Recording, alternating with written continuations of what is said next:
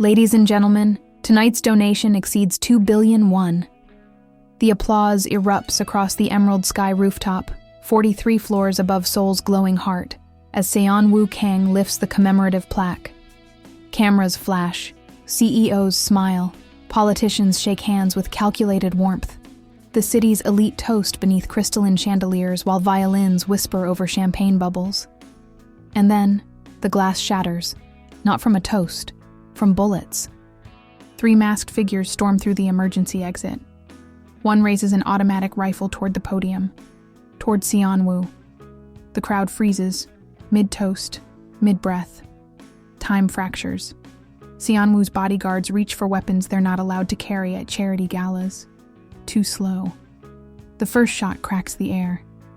Naomi Blackwell moves.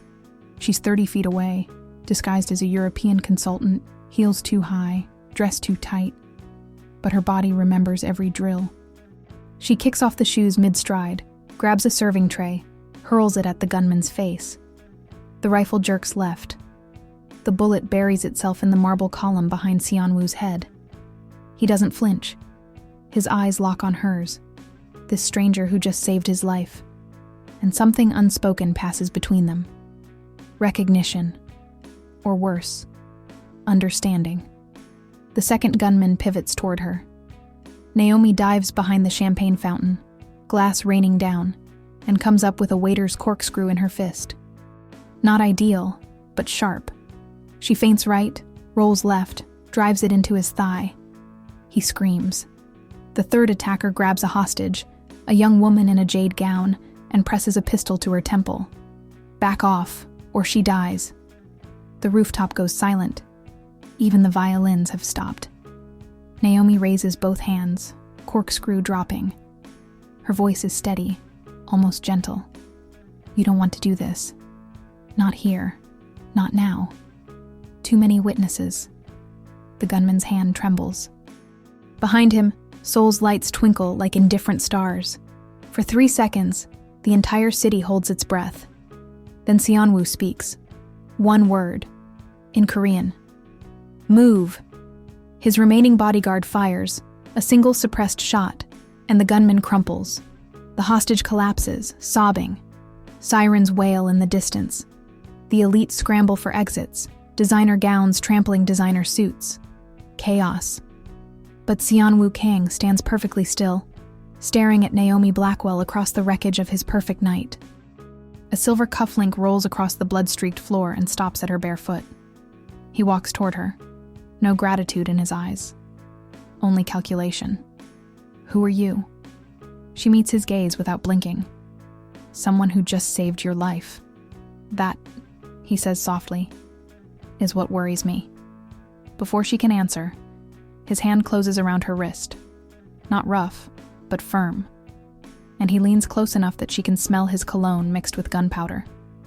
If you're here to destroy me, Miss Blackwell, you just made it infinitely more complicated. Her blood runs cold. He knows her name, her real name. Behind them, the first police officers burst onto the rooftop. Cameras are still recording. Somewhere, a phone is live streaming. By morning, every news outlet in Korea will replay this moment. The untouchable CEO, saved by a mysterious Western woman. The questions will come. The scrutiny. The investigations. And Naomi realizes, with sickening clarity, that she just became the most valuable and most dangerous person in Seon-woo Kang's world. He releases her wrist and straightens his tie. The mask of the philanthropist slides back into place. Stay close, he murmurs. We have a great deal to discuss. The police commissioner approaches, barking orders. Seon-woo greets him with a bow, perfectly composed, as if he hadn't nearly died 60 seconds ago. But his eyes, those cold, calculating eyes, never leave Naomi. She's supposed to arrest him. He's supposed to kill her. Instead, they're walking toward the elevator together, and neither of them knows who's leading whom to destruction. If survival meant protecting the one person you were meant to destroy, would you take the risk, or let the truth burn everything to ash? Subscribe to discover what happens when the line between justice and loyalty becomes too blurred to see. and the interrogation room smells like industrial cleaner and stale coffee. Naomi sits across from Clarice Hughes, her boss, her mentor, and currently the most furious woman in Seoul. The American Embassy's legal attaché slams a tablet onto the metal table. On screen, Naomi tackling a gunman in a Valentino gown. Explain. Naomi folds her hands. I saved a civilian's life. You saved the target's life. Clarice's voice could etch glass. 3 years of undercover work. 3 years of building a consultant profile clean enough to infiltrate Kang Holdings. And you blew it in 30 seconds of cowboy heroics. He would have died. That's not our mission. The words hang in the air like accusation. Naomi's jaw tightens. She knows the rule book. She helped write half of it. But standing on that rooftop, watching a rifle sight settle on Seon-woo Kang's forehead, something in her refused to let the trigger pull. Not because she cares about him. She doesn't. She can't. But because she spent a decade watching corruption destroy the innocent, and she won't add premeditated murder by inaction to that ledger, even if the target is Korea's most dangerous criminal. Clarice exhales. You're off the operation. No. It's not a request, Naomi. He knows my name. Naomi leans forward. He whispered it, before the police arrived, which means he's been watching me as closely as we've been watching him. Pull me out now, and he'll know the entire infiltration was federal. He'll burn every document, move every asset, disappear into a network we'll never penetrate again. Clarice's eyes narrow. Or he'll kill you. Maybe. But if I stay, I'm the only leverage we have. He needs to know how much I know, and why I saved him. That curiosity buys us time. A long silence. Clarice taps her fingers on the tablet. Outside the embassy's reinforced windows, Seoul's morning traffic hums, oblivious to the war being waged in its shadows. 72 hours, Clarice says finally. You stay in character. You report every conversation, every move. And if he so much as breathes wrong, you pull the emergency extraction. Understood? Naomi nods. And Naomi? Clarice's voice softens, just slightly. Don't fall for the performance. Men like Seon-woo Kang are good at making you believe they're worth saving. They're not. Kang Holdings towers over Gangnam like a glass cathedral. 48 floors of steel and ambition, crowned with the company logo. A stylized phoenix rising from geometric flames. Naomi's heels click across the marble lobby. Expensive shoes this time, ones that don't come off in a fight. And she flashes her consultant badge at security. They let her through without question. Of course they do. She's famous now. The elevator is empty except for a maintenance worker and her own reflection. Navy suit, hair pulled back, posture perfect. She looks like every other corporate soldier in this building. But the 9mm in her ankle holster reminds her what she really is. 43rd floor, executive suite. The receptionist, a young woman named Hana, always smiling, gestures toward the corner office. Mr. Kang is expecting you. The door is already open. Seon-woo sits behind a desk that probably cost more than Naomi's annual salary, reading something on a tablet. He doesn't look up when she enters, doesn't acknowledge her presence. Just keeps reading, one finger scrolling leisurely, as if he has all the time in the world and she's merely part of the schedule. Naomi closes the door, waits. 30 seconds pass. Then, sit. She sits. Not because he ordered it, but because standing feels like yielding higher ground. The chair is leather, ergonomic, probably Swedish. It doesn't creak. Nothing in this office makes unnecessary sound. Seon-woo finally sets the tablet down and looks at her. In daylight, without the chaos and gunfire, she sees him clearly for the first time. Sharp cheekbones, dark eyes that reveal nothing, hair styled with military precision. He's 40, but could pass for younger. The kind of face that magazines put on covers under headlines like Korea's Most Eligible Bachelor or The Visionary CEO Redefining Tech Logistics. They have no idea who he really is. Thank you for coming, Miss Blackwell. You didn't give me a choice. I gave you several. You chose the most interesting one. He leans back, fingers steepled. Tell me, why did you save my life? Because 3 men were trying to kill you. That's what happened. I asked, why? Naomi meets his gaze without flinching. Because I believe in due process. If you've committed crimes, you should face trial, not execution by masked gunmen. A faint smile touches his lips. Admirable, naive, but admirable. He picks up a slim folder from his desk and slides it across to her. I had my people look into you. Naomi Blackwell, American federal detective, specialized in financial crimes and organized networks. Graduated top of your class at Quantico. Decorated service record. 3 years ago, you requested transfer to international operations. Seoul was your first choice. She doesn't touch the folder. And you're very good at building false identities. The consultant persona is flawless. Education, employment history, even a modest social media presence. Someone spent considerable resources making you invisible. Maybe I'm just a consultant who happens to have combat training. Maybe. His voice doesn't change. Or maybe you're here to dismantle my company, piece by piece, until the empire I've built collapses into federal evidence boxes. The temperature in the room drops 10 degrees. Naomi's hand drifts, casually, unconsciously, toward her ankle. Seon-woo notices. Of course he does. He notices everything. Relax, Miss Blackwell. If I wanted you dead, we wouldn't be having this conversation. He stands, walks to the window overlooking Seoul's sprawl. But I do want something from you. I'm not for sale. Everyone's for sale. The only variable is price. He turns, backlit by the city's glare. I want you to stay, keep your cover, continue investigating Kang Holdings, attend meetings, review files, ask your questions, and in exchange, I'll give you something far more valuable than evidence. What? The truth. Naomi laughs, short, sharp. You expect me to believe you'll just hand over incriminating information? No. I expect you to earn it. Because right now, Miss Blackwell, we have a mutual problem. Someone tried to kill me at a public event, in front of Korea's entire power structure. That's not business. That's a declaration of war. And wars require alliances, even uncomfortable ones. He walks back to the desk, picks up a black umbrella leaning against the bookshelf, and sets it in front of her. 3 years ago, on a rainy night in Busan, a detective named Jin-Soo Park was investigating port logistics fraud.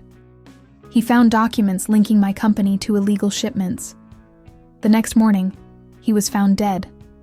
Apparent suicide. His family never believed it. Neither did his partner. Naomi's breath catches. She knows this case. She studied this case before coming to Seoul. Jin-Soo was carrying this umbrella when he died. Seon-woo continues quietly. It was returned to his widow. She gave it to me at the funeral. Asked me to find out what really happened. I've been looking for 3 years. Why should I believe you cared? Because Jin-Soo was my friend. For the first time, something cracks in Seon-woo's controlled facade. Pain, maybe, or regret. We grew up in the same neighborhood, before I was a CEO, before any of this. He gestures at the office, the city, the empire. He was a good man. He deserved better than a lie carved into his gravestone. Naomi stares at the umbrella. It's ordinary. Black fabric, wooden handle, slightly worn. The kind of object that holds entire lives in its folds. So here's my offer, Seon-woo says. You help me find who killed Jin-Soo. I help you understand what Kang Holdings really is, and who's been using it as a weapon. We stay in our roles. We pretend nothing has changed, but behind the scenes, we trade information. Trust for trust, truth for truth. And if I refuse, then I'll tell the police you're an undercover agent. Your entire operation collapses and we both lose. He sits back down, expression calm. But I don't think you'll refuse, because you didn't save my life to watch justice fail again. Naomi's mind races. Every protocol screams at her to walk away, to report this conversation, to let Clarice pull her out before the trap closes. But Seonwoo's right about one thing. She didn't spend 3 years building this cover to leave empty-handed. And if there's even a chance that Jin-Soo Park's death is connected to the larger network she's hunting, if Seonwoo Kang is willing to burn his own operation to expose it, then walking away isn't justice. It's cowardice. She picks up the umbrella. It's heavier than it looks. 72 hours, she says. I'll give you 72 hours to prove you're serious. After that, we renegotiate. Or I disappear. Seonwoo extends his hand. Deal. She doesn't shake it. Not yet. One condition. You don't lie to me, not once. The moment I catch you in a deception, this alliance ends, and I come after you with everything I have.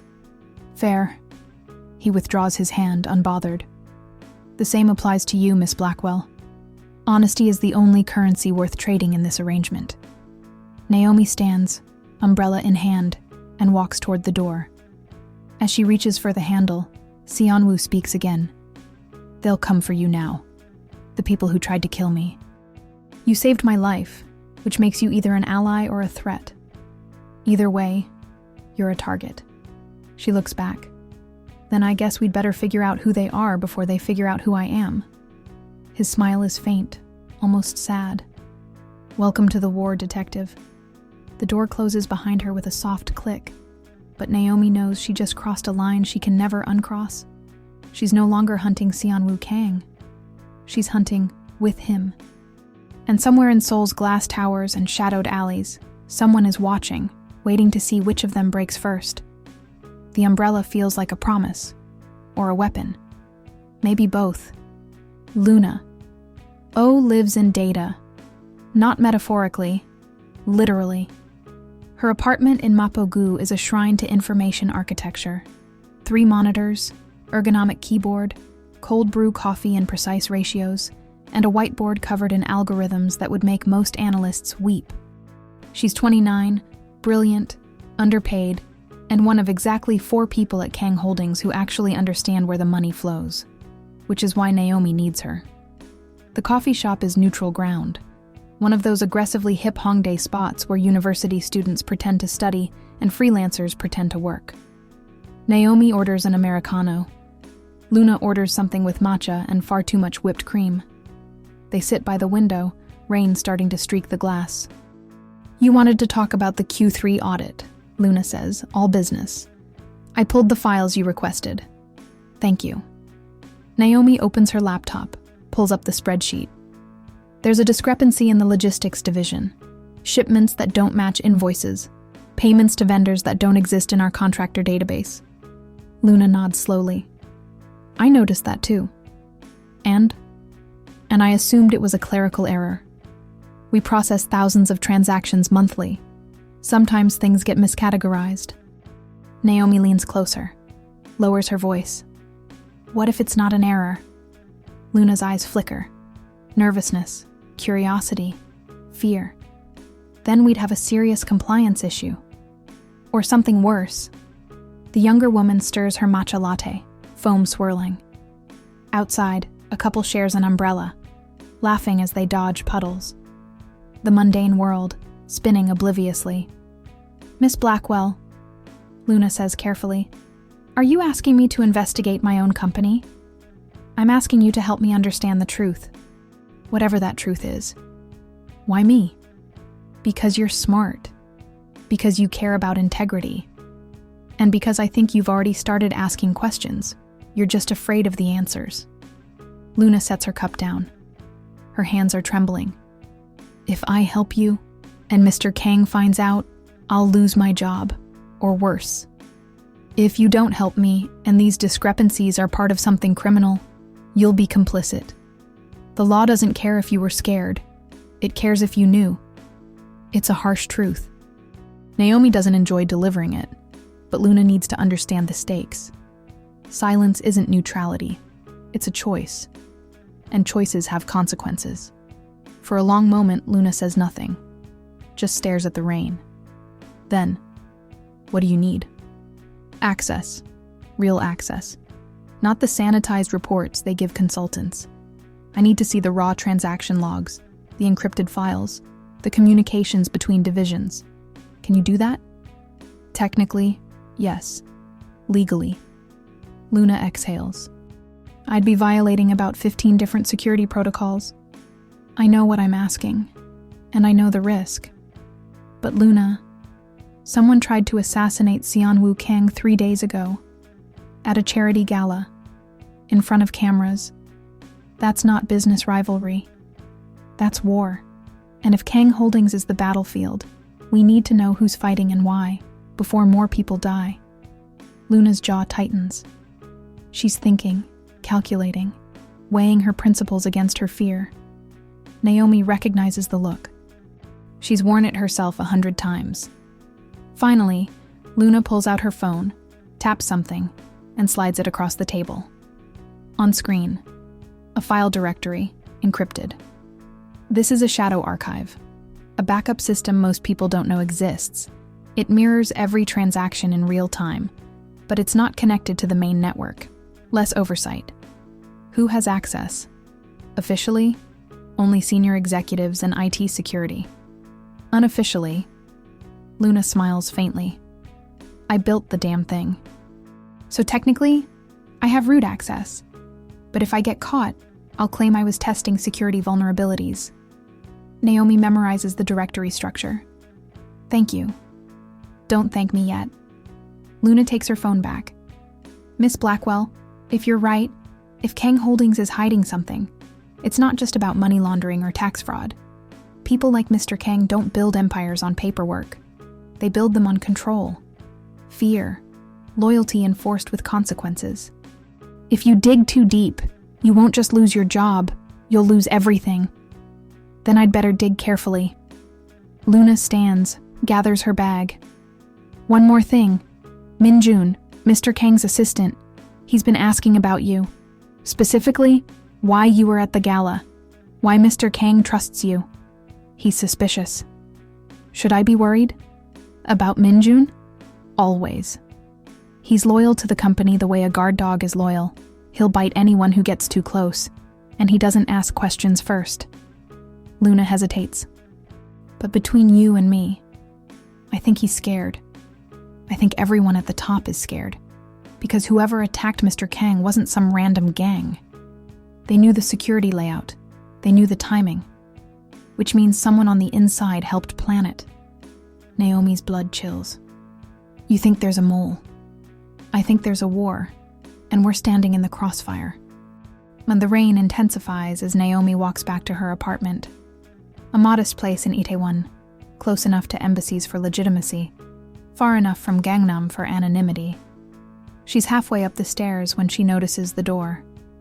It's open, just a crack, but she always locks it, always. Naomi draws her weapon, slow, silent, and nudges the door wider with her foot. The apartment is dark, no movement, but someone's been here. She can feel it, the way you feel a stranger's breath on your neck. She clears the rooms one by one.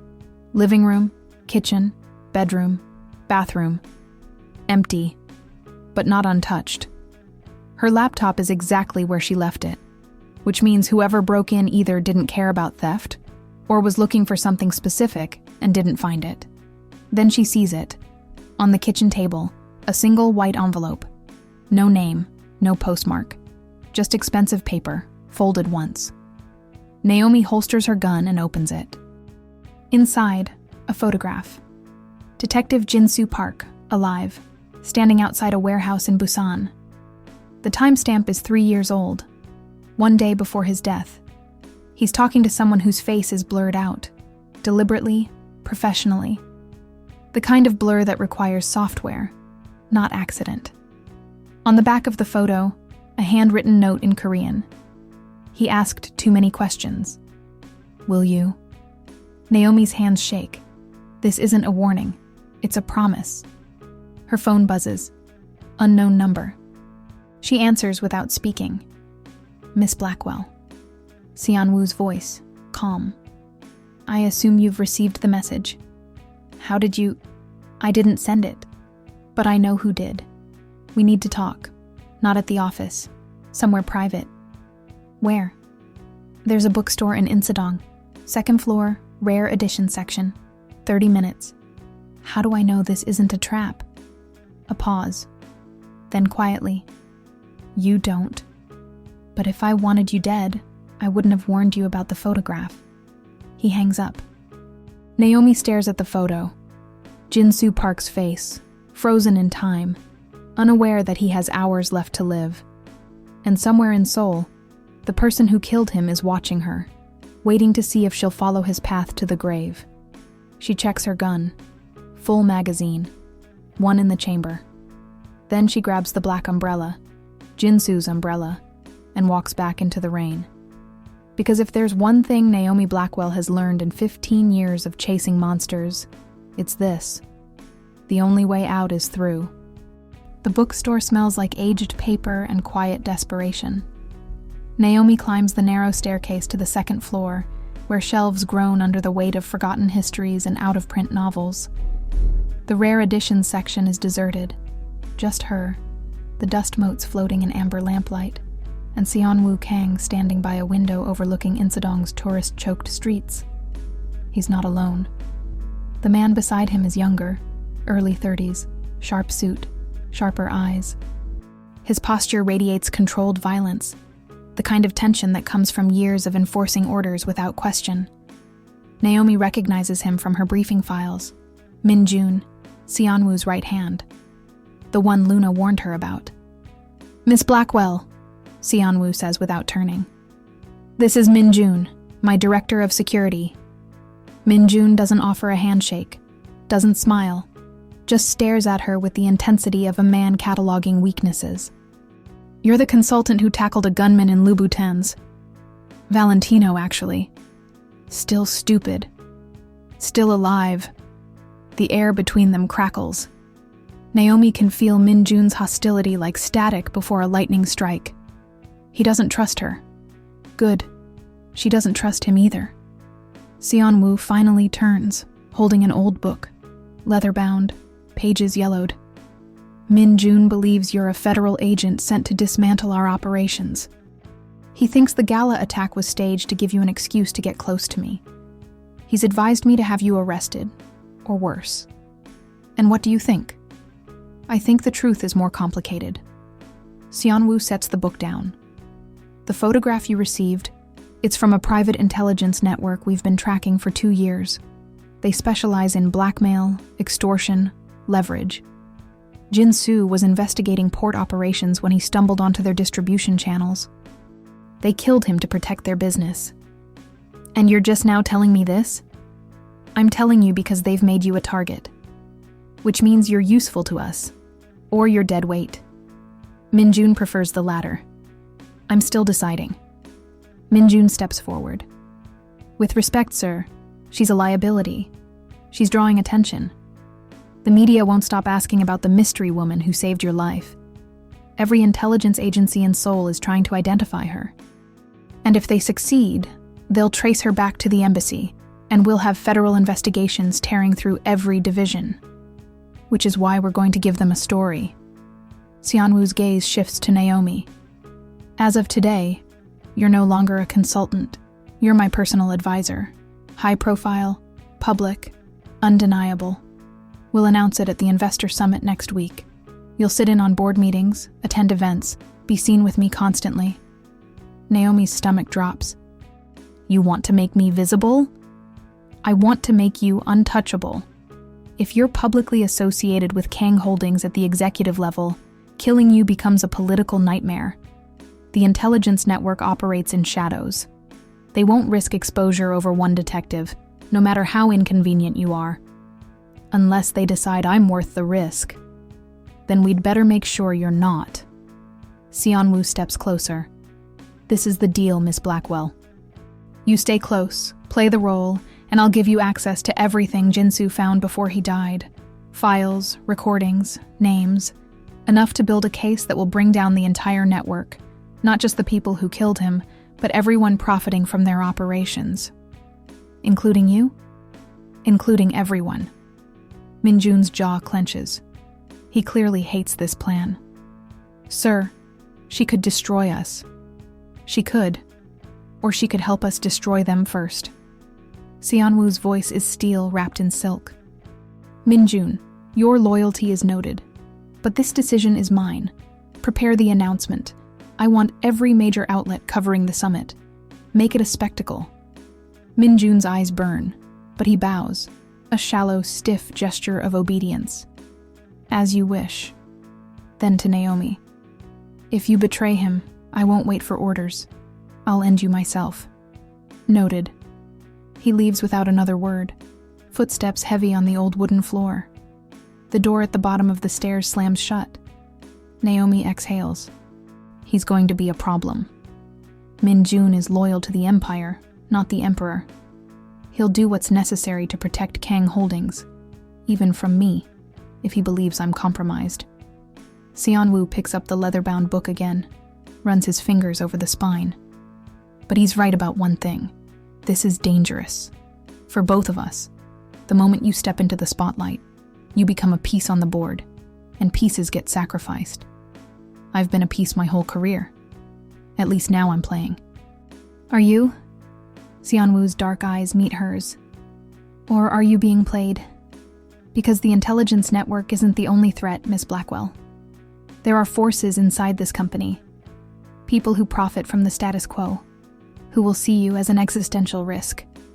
They'll smile at the summit, shake your hand, compliment your dress, and then they'll engineer your destruction so thoroughly you'll never see the knife coming. Then I'd better stay sharp. A faint smile. Indeed.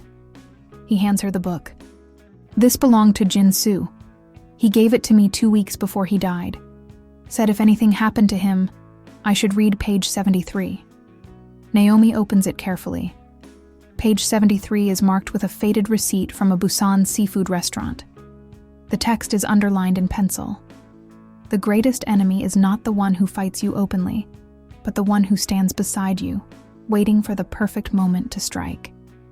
Beneath it, Jin-soo had written in the margin, "Trust no one. Not even him."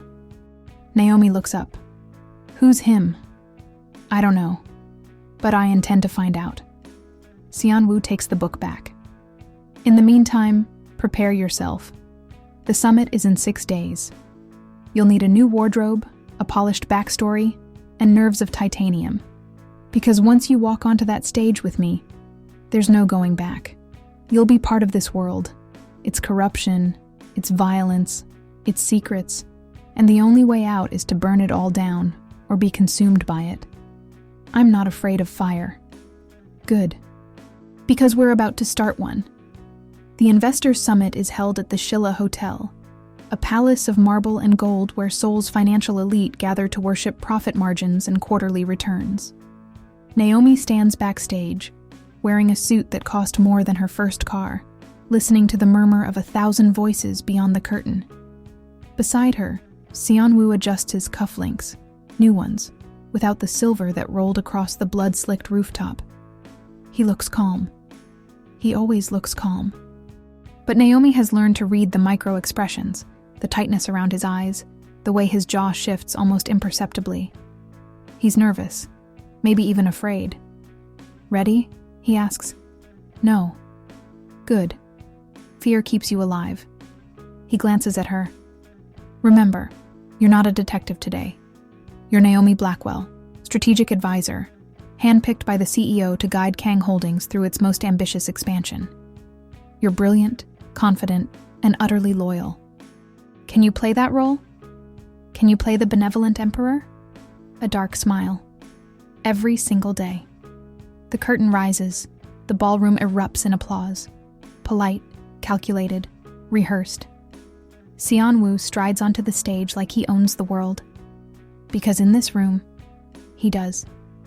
Naomi follows 2 steps behind, chin high, every instinct screaming at her to scan for threats, exits, security, faces that don't belong. Seonwoo takes the podium. The applause fades. Ladies and gentlemen, thank you for joining us today. As many of you know, Last week's incident reminded us that success breeds envy and ambition breeds enemies. But it also reminded us of something far more important: resilience. He gestures toward Naomi. This is Miss Naomi Blackwell. Some of you may recognize her from the news coverage. She saved my life. And in doing so, she demonstrated the qualities we value most at Kang Holdings: courage, quick thinking, and an unwavering commitment to doing what's right, regardless of personal risk. Cameras flash. Naomi forces a smile. As of today, Miss Blackwell joins our executive team as Senior Strategic Advisor. She'll be working directly with me to navigate the complex geopolitical and regulatory challenges we face as we expand into new markets. I'm confident her expertise will be invaluable. More applause, louder now. Naomi steps forward, microphone extended. Thank you, Mr. Kang. I'm honored by your trust. She scans the crowd, sees Clarice in the back, face unreadable, sees Luna near the press section, phone recording, sees Minjun by the side exit, arms crossed, watching her like a hawk tracking prey. I believe in building systems that serve people, not profit. And I believe Kang Holdings has the potential to lead by example. But potential means nothing without accountability. So as I step into this role, I make one promise. I will ask hard questions. I will demand transparency. And I will never compromise on integrity, no matter who's watching. The room goes silent. It's a bold statement, borderline reckless. But it's the truth, or close enough. And Naomi knows that in a room full of liars, honesty is the sharpest weapon. Seonwoo's smile doesn't waver. Spoken like a true advisor. The press conference continues. Questions about expansion plans, security upgrades, market forecasts. Naomi answers with practiced ease, deflecting anything too specific, offering platitudes wrapped in competence. But beneath the performance, her mind is racing. Because in the third row, partially obscured by a column, she spots a face that doesn't belong. The man from the photograph. The one whose features were blurred. He's older now, graying at the temples. But the posture is unmistakable. Military bearing, cold eyes, hands resting casually in his pockets. He's staring directly at her. Naomi's pulse spikes. She forces herself to finish answering the question, to smile, to nod. When she looks again, he's gone. After the summit, Seonwoo pulls her aside into a private conference room. You saw him. Who was he? His name is Colonel Yoon, retired military intelligence, now head of a private security firm. He's the one who sent you the photograph. Seonwoo pours 2 glasses of water, slides one to her. He's also the man Jin-soo was meeting the day before he died. Naomi's hands tighten around the glass. Then he knows what happened. He knows everything. The shipments, the routes, the money. He's been using Kang Holdings as a cover for arms trafficking, selling to insurgents, warlords, anyone willing to pay. I didn't know until after Jin-soo died. By then, Yoon had buried the evidence so deep even I couldn't find it. Why didn't you go to the police? Because half the police are on his payroll, and the other half are too terrified to act. Seonwoo's voice is quiet, almost defeated. Welcome to the real war, Miss Blackwell. Not the one fought in boardrooms and courtrooms, but the one fought in alleys and warehouses and unmarked graves. Yoon doesn't care about laws. He cares about power. And right now, you're threatening it. Good. Seonwoo looks at her. Really looks. And for the first time, she sees something other than calculation. Respect, maybe. Or fear. You're either the bravest person I've ever met, or the most reckless. Why not both? Before he can answer, the door bursts open. Minjun, breathless, phone in hand. Sir, we have a problem. The financial district just received an anonymous tip. Someone leaked internal documents to the press. Transaction logs, encrypted communications, everything. It's going viral. Naomi's blood turns to ice. Luna. They got to Luna. Seonwoo's expression hardens. Lock down the servers, find the source, and get me a list of everyone who had access to those files in the last 48 hours. Minjun nods and disappears. Naomi stands. I need to go. Where? To find Luna before they do. Seonwoo grabs her wrist, not rough but firm. If you go after her, they'll kill you both. Then I'd better move fast. She pulls free and runs, heels clicking on marble, mind calculating routes and contingencies. Behind her, Seonwoo calls out, Naomi, take the umbrella. She stops, looks back. He's holding it. Jin-soo's black umbrella, worn and ordinary, and somehow essential. She takes it without a word, and disappears into Seoul's neon-bright chaos, where secrets are currency and survival is negotiable. Somewhere in the city, Colonel Yoon is smiling. Because the war just went public, and no one survives this game without blood on their hands. Luna's apartment is dark when Naomi arrives, breath ragged from sprinting 6 blocks through Mapogu's labyrinthine streets. The door is ajar, not broken, just open, as if someone left in a hurry or was dragged out mid-resistance. Naomi draws her weapon, slips inside, umbrella tucked under her arm like a talisman. Luna? Silence. But not empty silence. The kind that hums with recent violence. The living room is ransacked, monitors smashed, papers scattered, coffee mugs shattered on the floor. Naomi's stomach twists. She moves through the apartment, clearing corners, checking closets. No body. That's good. That's something. Then she sees it. Luna's whiteboard, equations wiped clean except for 3 words scrawled in red marker. Yongsan. Pier 9. Midnight. A trap, obviously, but also a message. They have Luna, and if Naomi wants her back, she'll have to trade herself. Her phone buzzes. Seonwoo. Did you find her? No, but I know where she is. Naomi relays the message. A long pause. It's a trap. I know. You're going anyway. I know. Another pause. Then, I'm coming with you. You're the primary target. If they see you, then they'll focus on me instead of you, which gives you an opening. His voice is firm.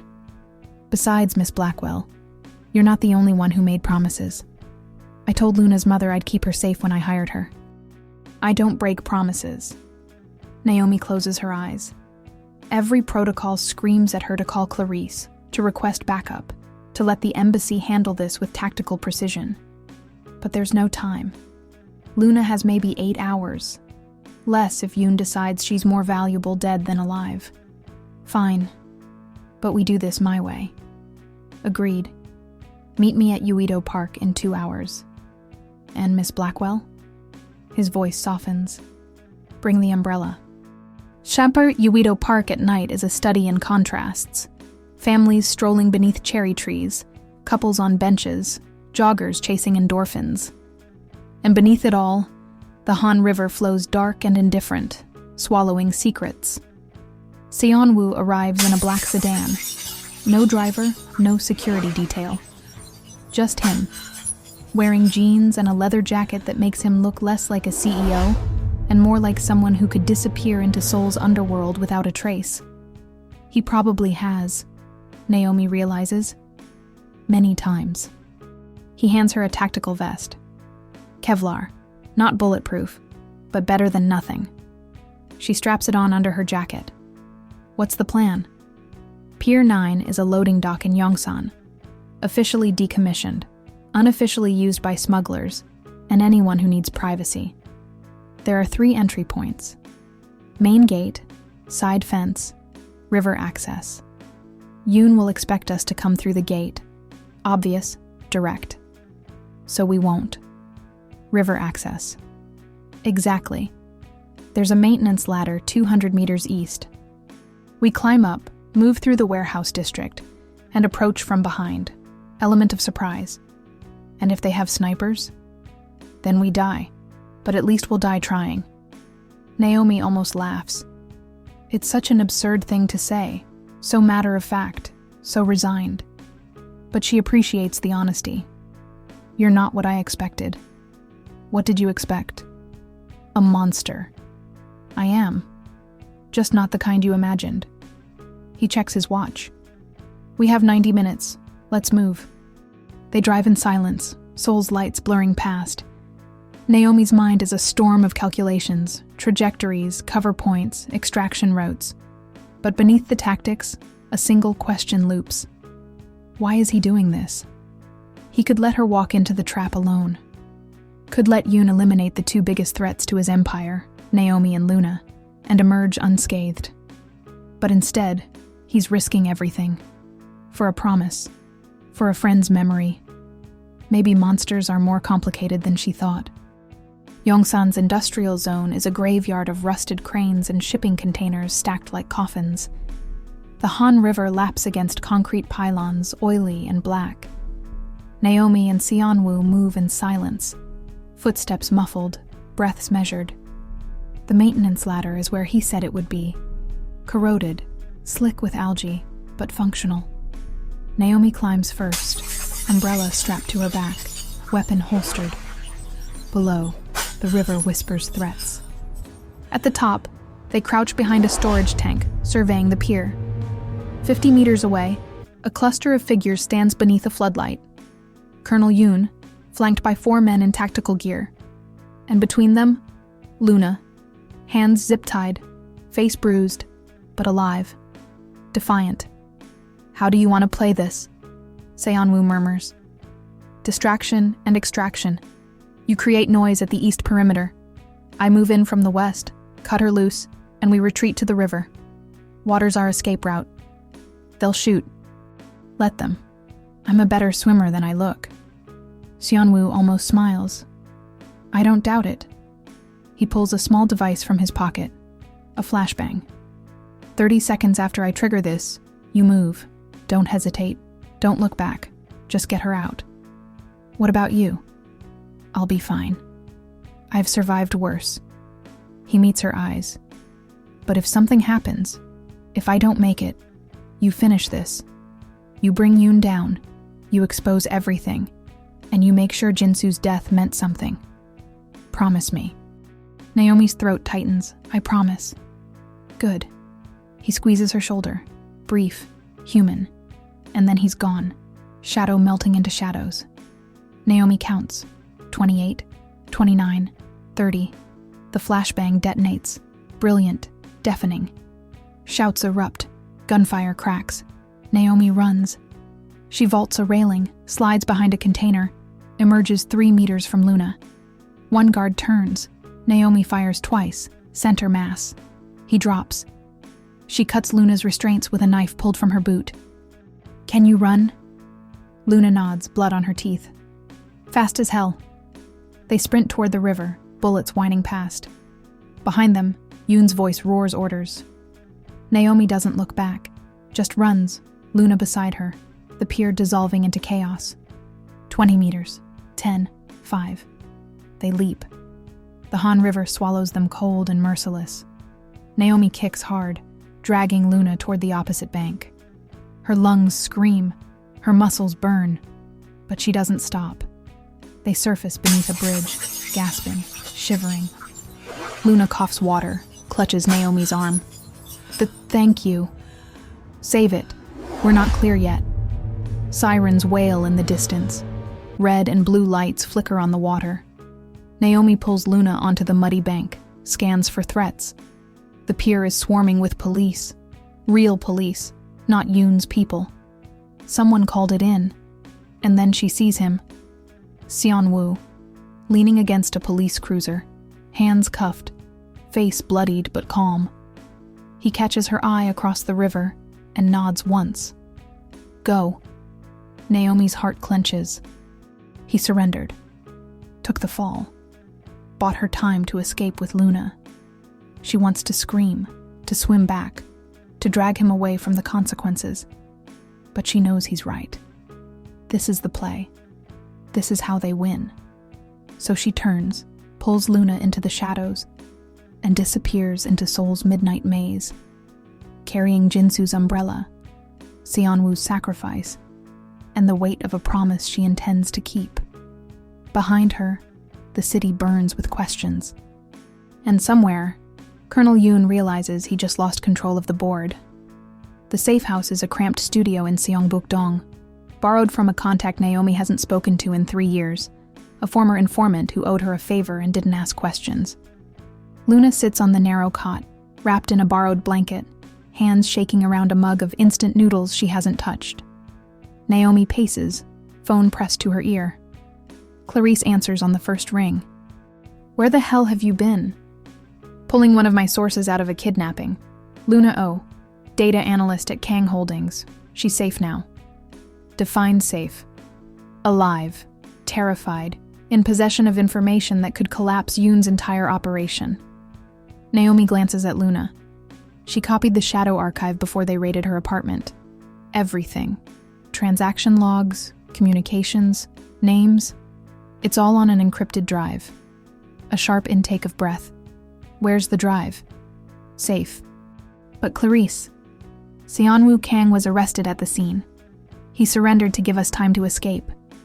If we don't move fast, they'll bury him, or worse, trade him to Yoon to make this disappear. Kang is a criminal. Kang is the only reason we have a case. Without him, we're chasing ghosts. Naomi's voice hardens. I need extraction for Luna, full witness protection, and I need leverage to get Seonwoo released before Yoon has him killed in custody. Clarice is silent for a long moment. You're in too deep, Naomi. I know. This isn't about justice anymore. You're protecting him. I'm protecting the mission. There's a difference. Is there?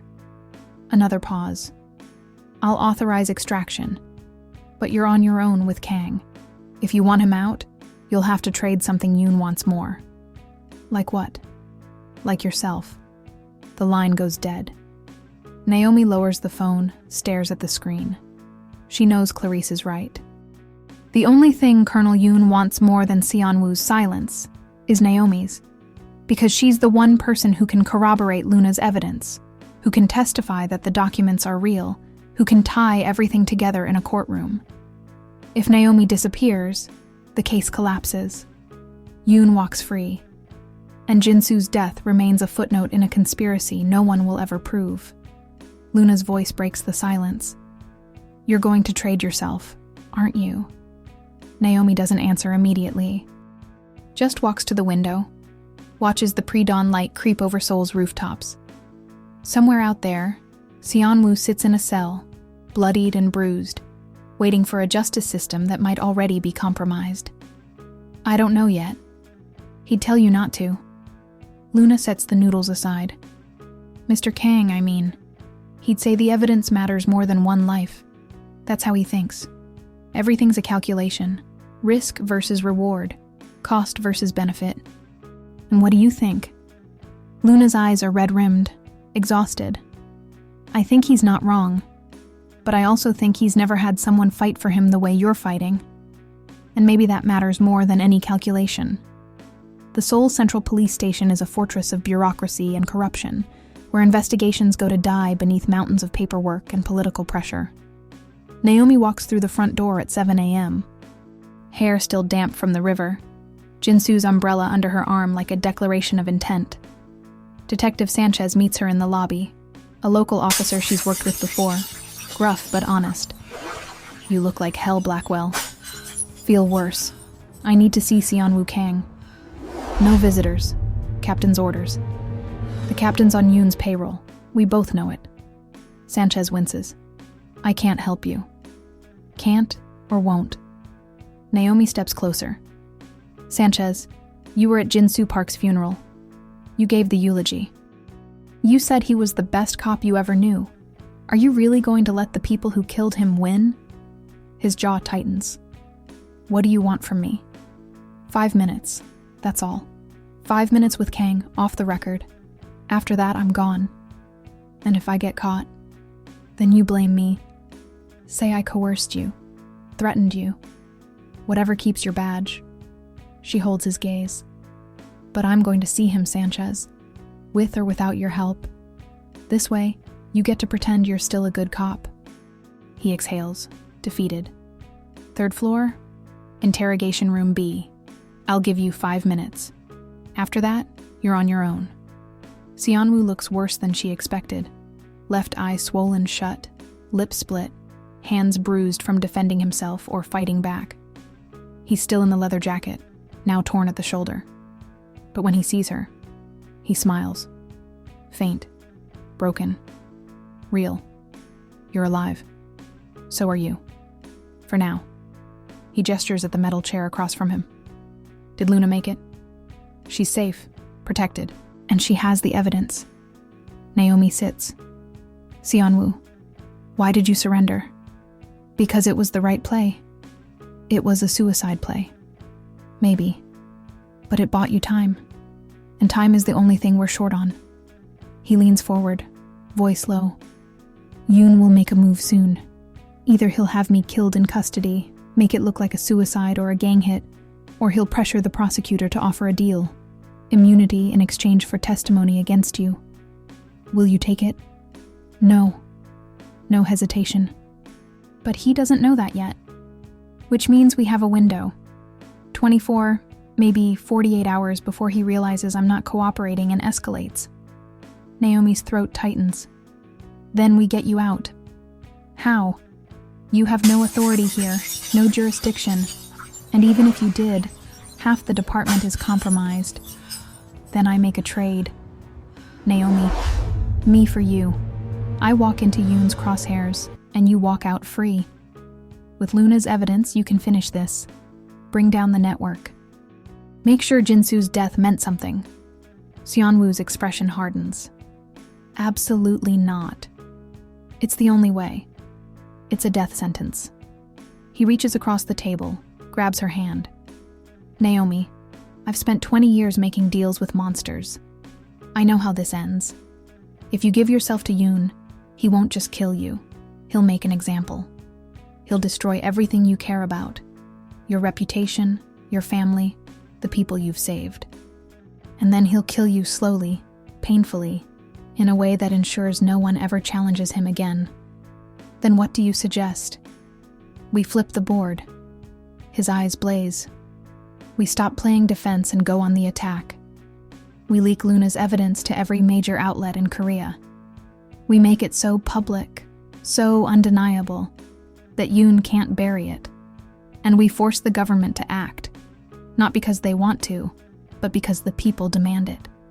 That's insane. That's survival. A knock on the door. Sanchez's voice. Time's up, Blackwell. Naomi stands, but Seonwoo doesn't release her hand. Do you trust me? She should say no. She should walk away. Let him rot. Finish the mission alone. But when she looks at him, this man who's lied and killed and built an empire on blood, she sees something she didn't expect. Hope. I trust you. Then make the call. Leak everything. And when the storm hits, find me. Because we're going to burn this city down together. She squeezes his hand once, then pulls away. See you on the other side. As she walks out, umbrella in hand, she pulls out her phone and dials a number she's memorized but never called. A voice answers in Korean.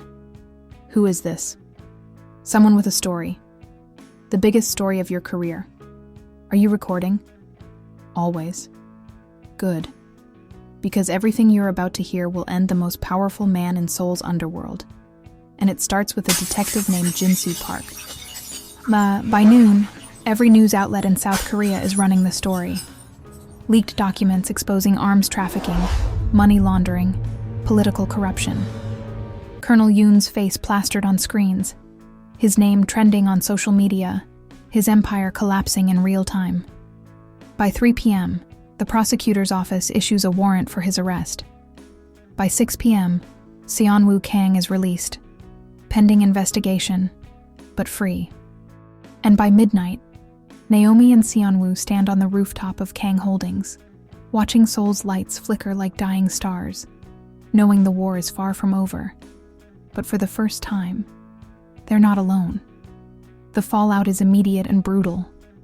By sunrise, Kang Holdings stock has plummeted 15%. Board members resign via terse press releases. Investors demand emergency meetings. The media, smelling blood, camps outside the building, cameras aimed like artillery at every entrance. Naomi watches from the 43rd floor, coffee cold in her hand. Below, protesters wave signs. Arrest Kang. Justice for Jin Soo. No more corruption. Some are genuine, others are paid, Yoon's people, still loyal, still fighting even as their leader's empire burns. Seonwoo stands beside her, face unreadable. This is what victory looks like. Feels more like chaos. They're synonyms in our world. He turns to her. The prosecutor wants to meet, wants a full deposition. You, me, Luna. They're building a case against Yoon and everyone connected to the trafficking network. That includes you. Yes. Naomi sets her coffee down. Will you cooperate? I'll tell them everything I know. Names, dates, transactions. I'll hand over files even Luna didn't access. And when they ask if I knowingly facilitated illegal operations, I'll say yes. His voice is quiet. I won't lie anymore, Naomi. Not to them. Not to you. They'll destroy you. Probably. But at least it'll be the truth. For a moment, neither speaks. Outside, a helicopter circles. Press or police. Impossible to tell. The line between scrutiny and siege has dissolved. Naomi's phone buzzes. Clarice. We need to talk. In person. Now. The American embassy is a bubble of extraterritorial calm amid Seoul's storm. Clarice meets Naomi in a secure conference room, door locked, windows tinted. She doesn't sit. Luna's testimony is solid. The documents are verified. We have enough to prosecute Yoon and dismantle his entire network. Clarice crosses her arms. Which means your mission is complete. You're being recalled. Naomi's stomach drops. What? Effective immediately. You've done excellent work, but you're too exposed now. Every intelligence agency in the region knows your face. You're a liability. I'm the only person who can corroborate the timeline. The only witness who saw Yoon at the gala, who can tie him directly to the attack. Luna can do that. Luna's a data analyst, not a field agent. She didn't see what I saw. She doesn't know what I know. Naomi leans forward. Clarice, if you pull me out now, the case weakens. Defense attorneys will tear it apart. They'll claim the evidence is fabricated, that Luna acted alone, that Seonwoo manipulated her. You need me here to testify. We also need you alive. Yoon's still out there. His warrant doesn't mean he's in custody. And until he is, you're a target. I've been a target since the night I saved Seonwoo's life. Nothing's changed. Everything's changed. Clarice's voice softens. Naomi, I know you care about him. I understand why. He's charismatic, broken, fighting for redemption. But he's also complicit in everything Yoon did. And if you stay, you'll be forced to choose between justice and loyalty. That's not a choice you should have to make. It's the only choice that matters. Clarice sighs. You have 72 hours to wrap up. After that, you're on a plane to DC, whether you agree or not. Use the time wisely. Naomi finds Seonwoo in his office, surrounded by legal documents and half-empty coffee cups. He looks up when she enters, and something in her expression makes him set his pen down. They're pulling you out. How did you... I've been playing this game longer than you have. I know the signs. He stands, walks to the window. When? 72 hours. Then we don't have much time. For what? To finish this. He turns. Yoon's gone underground, but he's not gone. He's regrouping, leveraging old alliances, preparing a counterattack. If we don't neutralize him before you leave, he'll come after everyone who testified. Luna, me, you. Distance won't protect you. He's patient. He'll wait months, years if necessary, but he'll come. So what do you propose? We find him first, we force a confrontation, and we end this, permanently. That sounds like vigilante justice. It's survival. Seonwoo steps closer. Naomi, I know the law. I respect it. But the law is a tool, and tools can be broken or misused. Yoon's corrupted every system meant to stop him. If we wait for due process, we lose. So I'm asking, are you willing to go off the books? One last time? Every instinct screams at her to refuse, to walk away, to let the system handle it, to trust that justice will prevail. But she's spent 15 years watching the system fail, watching good people die because they played by rules that monsters ignore. What's the plan? The plan is simple, dangerous, and probably illegal. Use Seonwoo as bait. Leak his location, make him vulnerable, and wait for Yoon to take the shot. When he does, Naomi and a hand-picked team, Sanchez, 2 other cops she trusts, will close the trap. You're going to get yourself killed, Naomi says as they finalize the details in an abandoned warehouse in Gurogu. Possibly. But if it works, Yoon's finished. And if it doesn't, you'll have everything you need to prosecute him posthumously. Either way, we win. That's not winning. That's martyrdom. Sometimes they're the same thing. Naomi wants to argue, wants to shake him, to demand he value his life as much as she suddenly realizes she does. But she knows that look, the calm acceptance of someone who's already made peace with dying. So instead she says, "Don't make me regret saving you." He smiles. "I'll do my best." The trap is set for midnight in an industrial complex near Incheon, far from the city's watchful eyes, close to ports where Yoon still has contacts. Seonwoo stands alone in a pool of lamplight, unarmed, waiting. Naomi crouches on a rooftop 50 meters away, rifle scope trained on the perimeter. Sanchez and his team are positioned at exits. The night is cold, silent, except for the distant hum of machinery. 30 minutes pass, then an hour. Naomi's radio crackles. Movement, east side, 3 vehicles. Her pulse spikes. She adjusts the scope. 3 black SUVs, no plates. They park in a triangle around Seonwoo. Doors open. Armed men emerge. 8, no, 10. And then Colonel Yoon steps out, immaculate in a charcoal suit, hands in pockets. He walks toward Seonwoo with the casual confidence of a man who's never lost. "Mr. Kang, you've caused me considerable inconvenience." Seonwoo doesn't flinch. "You killed my friend. I killed a liability, just as I'm about to kill you." Yoon raises his hand. The armed men lift their weapons.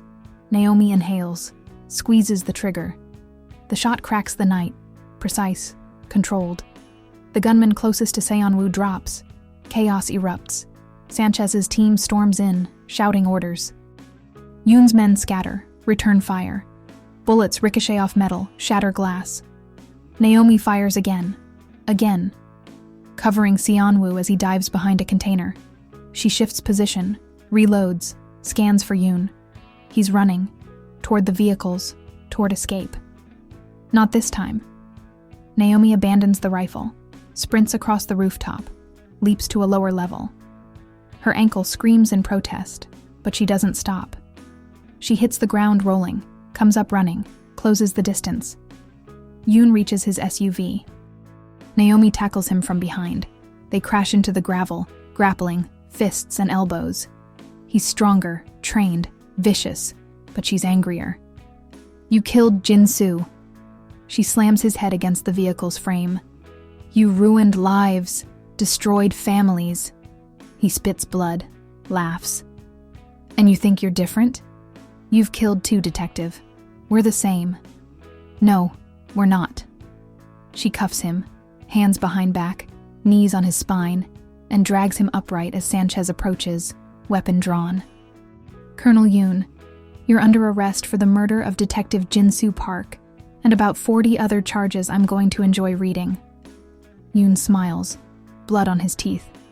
"This isn't over." "Yeah," Naomi says quietly. "It is." By dawn, Yoon is in custody. His network collapses like dominoes, arrests across Seoul, Busan, Incheon. The prosecutor's office announces a historic takedown. The media declares victory for justice. And Naomi stands in the airport, boarding pass in hand, staring at the departure gate that will take her away from all of this. Seonwoo appears beside her, bruised, exhausted, but alive. You're really leaving. Orders. You could disobey them. I could, but I won't. She turns to him. What happens now? To you? Trials, testimony, probably prison, eventually. But I'll cooperate. I'll help dismantle what I built. And maybe, in some small way, I'll earn the redemption I don't deserve. You deserve more than you think. So do you. He reaches into his jacket, pulls out Jinsu's umbrella, and hands it to her. Keep it. A reminder that even in the worst storms, someone's willing to stand beside you. Naomi takes it, throat tight. Seonwoo, don't. He smiles. Sad. Real. Don't make this harder. Just go. Live your life. Be the hero you've always been. She wants to stay. Wants to say something profound. Something that captures the impossible bond they've forged. But words feel inadequate. So she just nods, turns, and walks toward the gate. Behind her, Soul waits. Wounded, healing, forever changed. And as the plane lifts off, Naomi watches the city shrink below, carrying the weight of promises kept and the hope that some battles, once won, stay won. 3 months later, Washington, D.C. is drowning in autumn rain. Naomi sits in a sterile office at FBI headquarters, reviewing case files that all feel hollow compared to Seoul. She's been reassigned to domestic operations, bank fraud, insider trading, crimes that matter but don't burn, the way hunting Colonel Yoon did. Her phone buzzes, unknown number. She almost ignores it, then sees the country code. South Korea. Hello? Miss Blackwell. The voice is familiar, formal. Min-jun. We need to talk. Her pulse quickens. About what? About Mr. Kang. He's in trouble. The encrypted file arrives an hour later. Court documents, police reports, photos.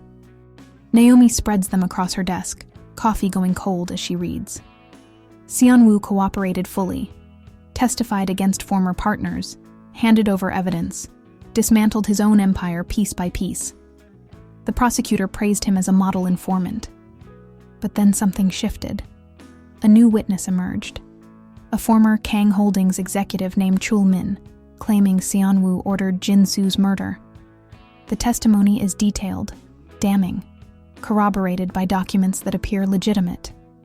If it holds, Seonwoo faces life imprisonment. Naomi's hands shake. It's a setup. It has to be. Yoon's people, still embedded in the system, engineering one last revenge. But proving it from 6,000 miles away feels impossible. Her supervisor, Agent Marcus, knocks on the open door.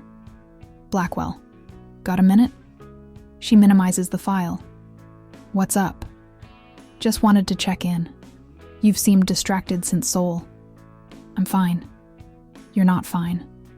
You're staring at Korean news sites during lunch, answering emails in the middle of the night, and yesterday you called me Sanchez. He sits on the edge of her desk. Talk to me. Naomi exhales. There's a case in Seoul. Someone I worked with, someone who helped us take down a major trafficking network, is being framed. I think it's retaliation. And I think if I don't do something, an innocent man goes to prison. Innocent? Complicated. But yes. Marcus studies her. You want to go back? I need to. Blackwell, you know I can't authorize that. Your cover's blown. You're a known entity. The moment you land in Seoul, every intelligence agency will track you. I'll be careful. You'll be reckless, which is probably why you're the best agent I've ever supervised. He stands. I can't officially approve this, but if you happen to take 2 weeks of personal leave, and if you happen to use that time to visit an old friend, well, that's your business. Naomi looks up. Are you serious? Dead serious. But Blackwell, if this goes sideways, you're on your own. No backup, no extraction, no official support. Understood. Good. Now get out of here before I change my mind. Seoul in autumn is a postcard. Golden leaves, crisp air, couples in matching coats. Naomi lands at Incheon, clears customs with a passport that lists her as a freelance journalist, and takes a taxi to a hotel in Jongno-gu, far from Gangnam's corporate towers, close to neighborhoods where anonymity is currency. She texts Min-jun, "I'm here. Where do we meet?" The reply is immediate. Cafe Onion, Anguk, 4 p.m. Cafe Onion is an architectural marvel disguised as a coffee shop, exposed brick, industrial lighting, plants spilling from shelves. Min-jun sits in the corner, dressed in civilian clothes, hoodie, jeans, baseball cap. He looks tired, older. Naomi slides into the seat across from him. "You look terrible." "So do you." He pushes a folder across the table. "This is everything I've compiled. Chol-min's testimony, the documents he provided, financial records. It's convincing. Too convincing. Meaning it's fake. But whoever fabricated it knew exactly what to forge, where to plant it, how to make it credible. This wasn't some amateur operation. This was surgical." Naomi flips through the pages. Who's funding Chol-min? That's the question. He has a lawyer, expensive, connected, rumored to have ties to old Yoon associates. But I can't prove it. What about the prosecutor? Are they investigating the inconsistencies? Min-jun's laugh is bitter. The prosecutor wants a conviction. Seon-woo's high profile. Putting him away, especially for Jin-soo's murder, would be a career-making case. They're not looking for inconsistencies. They're building a narrative. Then we tear the narrative apart. Naomi pulls out her laptop. "I need access to Chol-min's financials, bank accounts, credit cards, anything that shows cash flow in the last 6 months. I already tried. His accounts are clean." "No one's accounts are clean. You just have to know where to look." She opens an encrypted browser, types rapidly. "Luna taught me a few tricks before I left. Backdoors, shadow networks, the kind of places dirty money hides." Min-jun watches, impressed. "You're not just a detective. I'm a detective who learned from the best." It takes 6 hours, 2 pots of coffee, and 1 near miss with hotel security, but Naomi finds it. A shell company registered in the Cayman Islands, funneling payments to Chol-min through a series of intermediaries. The trail is convoluted, deliberately obscure, but the endpoint is clear. The money originates from an account linked to a holding company that used to do business with Colonel Yoon. "They're still operating," Naomi murmurs. "Even with Yoon in prison, his network's alive. Because Yoon was never the head, he was just the face." Min-jun leans back. "There's someone above him, someone who stayed hidden while Yoon took the fall. Do you have a name?" "No, but I have a theory." He pulls out his phone, shows her a photo. Mrs. Hai-ran Kang, Seon-woo's stepmother, at a board meeting. She's been consolidating power since Seon-woo's arrest, taking control of his assets, reorganizing the company. Everyone thinks she's protecting the family legacy. But what if she's protecting something else? Naomi's blood runs cold. "You think she's been working with Yoon all along?" "I think she's been working for whoever gave Yoon his orders. And now that Yoon's gone, she's stepping into the vacuum. We need proof. We need a miracle." Min-jun's voice is heavy. "Because if Mrs. Kang is involved, she'll have covered her tracks so thoroughly, we'll never find them. And even if we do, who's going to believe us? She's untouchable." Naomi closes her laptop. "No one's untouchable. Trust me. Mrs. Hai-ran Kang's estate is a fortress. High walls, security cameras, guards at every entrance." Naomi and Min-jun watch from a parked car 2 blocks away, rain drumming on the roof. "We can't just walk in," Min-jun says. "We don't have to. She'll come to us." "How?" Naomi pulls out her phone, dials a number she memorized months ago. It rings 3 times before a cool voice answers. "Who is this?" "Naomi Blackwell. I think we need to talk." A pause. Then, "About what?" "About Seon-woo, about Yoon, about the empire you're trying to steal." Naomi's voice is steel. I have evidence linking you to the false testimony against him. I have financial records, communications, proof that you've been pulling strings behind the scenes. And unless you want all of that to go public, you'll meet me. Tonight. Alone. The silence stretches. Then, where? The rooftop where it all started. Emerald sky. Midnight. Very dramatic, Miss Blackwell. I learned from the best. The line goes dead. Min-jun stares at her. That was insane. That was necessary. She'll bring security. I'm counting on it. The Emerald Sky rooftop is closed, cordoned off since the attack. But Naomi has keys, borrowed from Sanchez, who's officially off duty but unofficially invested. She and Min-jun arrive early, set up recording equipment, position themselves near exits. At midnight, the elevator dings. Mrs. Hyran steps out, flanked by 2 bodyguards. She's dressed in a navy hanbok, hair pulled back, every inch the matriarch. She surveys the rooftop, the same place where Seon-woo nearly died, and smiles faintly. You have a flair for the theatrical. Naomi steps forward. I have evidence that you conspired with Colonel Yoon to frame Seon-woo for Jin-soo's murder. I also have evidence that you've been using Kang Holdings to launder money for an international criminal network. And unless you confess, right here, right now, I'm going to destroy you. Mrs. Kang laughs. It's a cold, elegant sound. Miss Blackwell, you're out of your depth. I've been playing this game since before you were born. Do you really think you can threaten me? I'm not threatening. I'm promising. With what? Circumstantial evidence? A paper trail that any competent lawyer will dismantle? You have nothing. I have the truth. The truth is irrelevant. Power is what matters. And I have power. Political, financial, social. You're a disgraced foreign agent with no jurisdiction and no allies. Who do you think they'll believe? Naomi's jaw tightens. Seon-woo. Mrs. Kang's smile fades. My stepson is weak. He always has been. Too sentimental. Too principled. He could have been great, but he insisted on playing the hero. And now he'll rot in prison because of it. Not if I have anything to say about it. You don't. Mrs. Kang steps closer. But I'll give you a choice, Miss Blackwell.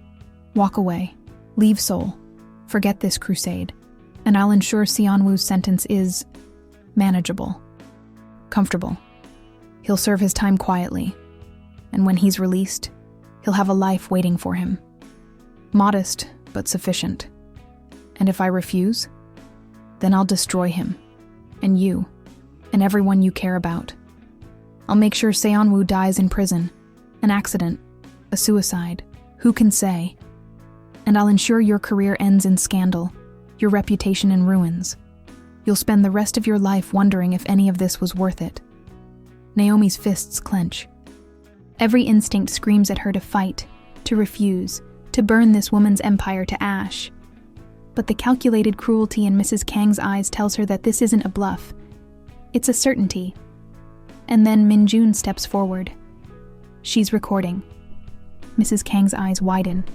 What? Every word. Sent live to a secure server. Audio, video, timestamps, everything. He holds up his phone.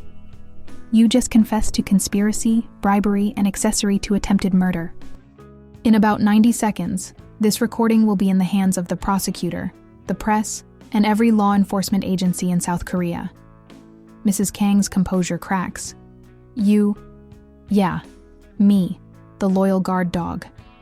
Min-jun's voice is bitter. You used us all. Seon-woo, me, everyone who believed in Kang Holdings. But I'm done being a tool. I'm done watching good people suffer for your ambition. He taps his phone. Recording sent. Mrs. Kang's bodyguards move, but Sanchez and his team emerge from the stairwell, weapons drawn. Seoul Metropolitan Police, nobody move. And as Mrs. Hyran Kang is cuffed, her empire collapsing in real time, Naomi feels something she hasn't felt in months. Hope. Seon-woo is released 48 hours later. The charges dropped, the prosecutor issuing a public apology. He walks out of the courthouse into a storm of cameras, but his eyes scan the crowd for one person. Naomi stands at the edge, umbrella in hand, rain soaking through her jacket. He walks toward her, slow, deliberate. When he reaches her, he doesn't speak. Just takes the umbrella, opens it, and holds it over both of them. "Thank you. You're welcome." They stand there, rain falling around them, Seoul's chaos fading to background noise. And for the first time, neither of them is running. The weeks after Mrs. Kang's arrest blur into bureaucracy. Depositions, hearings, press conferences. Naomi testifies in closed sessions, her identity partially protected, but her role undeniable. The media dubs her the American detective who saved Korea, which makes her cringe every time she sees a headline. Seon-woo, meanwhile, becomes an unlikely public figure. His testimony against his stepmother is devastating. Years of manipulation, coercion, and strategic cruelty laid bare. But he also testifies against himself. Every illegal transaction he authorized, every rule he bent, every life his decisions endangered. "I'm not a victim," he tells the court. "I'm complicit, and I accept full responsibility." The judge sentences him to 5 years, suspended, conditional on continued cooperation and community service. It's lenient, controversial. Protesters call it a miscarriage of justice. Others call it mercy. Naomi thinks it's both. They meet on a quiet afternoon at a bookstore in Insadong. Not the same one, but similar. A place where words outnumber people and silence is sacred. Seon-woo looks lighter somehow. Still scarred, still haunted, but no longer carrying the weight of an empire on his shoulders. He's wearing a simple sweater, jeans, glasses instead of contacts. He looks almost normal. "I hear you're staying," he says, browsing a shelf of poetry. "For a while." Clarice convinced the brass that my expertise is valuable here. Transitional justice consulting, they call it. Helping rebuild systems after corruption. Fancy title. Fancy way of saying I'm stuck doing paperwork. He smiles. "You hate paperwork." Passionately. They fall into step, wandering through the stacks. Outside, Seoul hums. Construction, traffic, life continuing despite everything. "What about you?" Naomi asks. "What's next?" "I'm working with a legal aid nonprofit. Helping small businesses navigate contracts, regulations. It's not glamorous, but it's honest." He picks up a book, flips through it. "Turns out, I'm good at logistics when I'm not using them for crime." "Who knew? Right?" He sets the book down. "Naomi, I've been thinking. About us. About what happens now." Her pulse quickens. And I don't know. We've been through war together. We've saved each other's lives, torn down empires, faced monsters. But now it's just ordinary life. Coffee, paperwork, small talk. And I'm not sure we know how to do ordinary. Maybe we don't. Maybe we learn. He steps closer. Not a threat. Not a calculation. Just a man standing in front of a woman who changed his life. "Would you like to try?" he asked quietly. No missions, no conspiracies. Just us, figuring out who we are when the world isn't ending. Naomi's throat tightens. She spent her entire career avoiding exactly this. Attachment, vulnerability, the risk of caring too much. But standing here, surrounded by books and dust and the scent of old pages, she realizes something important. She's tired of running. Yes. His smile is soft, genuine. Okay then. They leave the bookstore together, umbrella unnecessary in the clear autumn sun. And as they walk through Insadong's winding streets, past vendors selling tea and pottery and art, Naomi feels something she hasn't felt in years. Peace. It won't last. She knows that. The world is still broken. Justice is still fragile. And somewhere, someone is already planning the next war. But for now, in this moment, she's just a woman holding the hand of a man she shouldn't trust, shouldn't love, shouldn't believe in.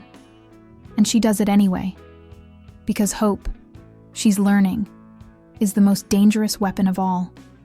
6 months pass in relative calm. A word Naomi never thought she'd associate with Seoul.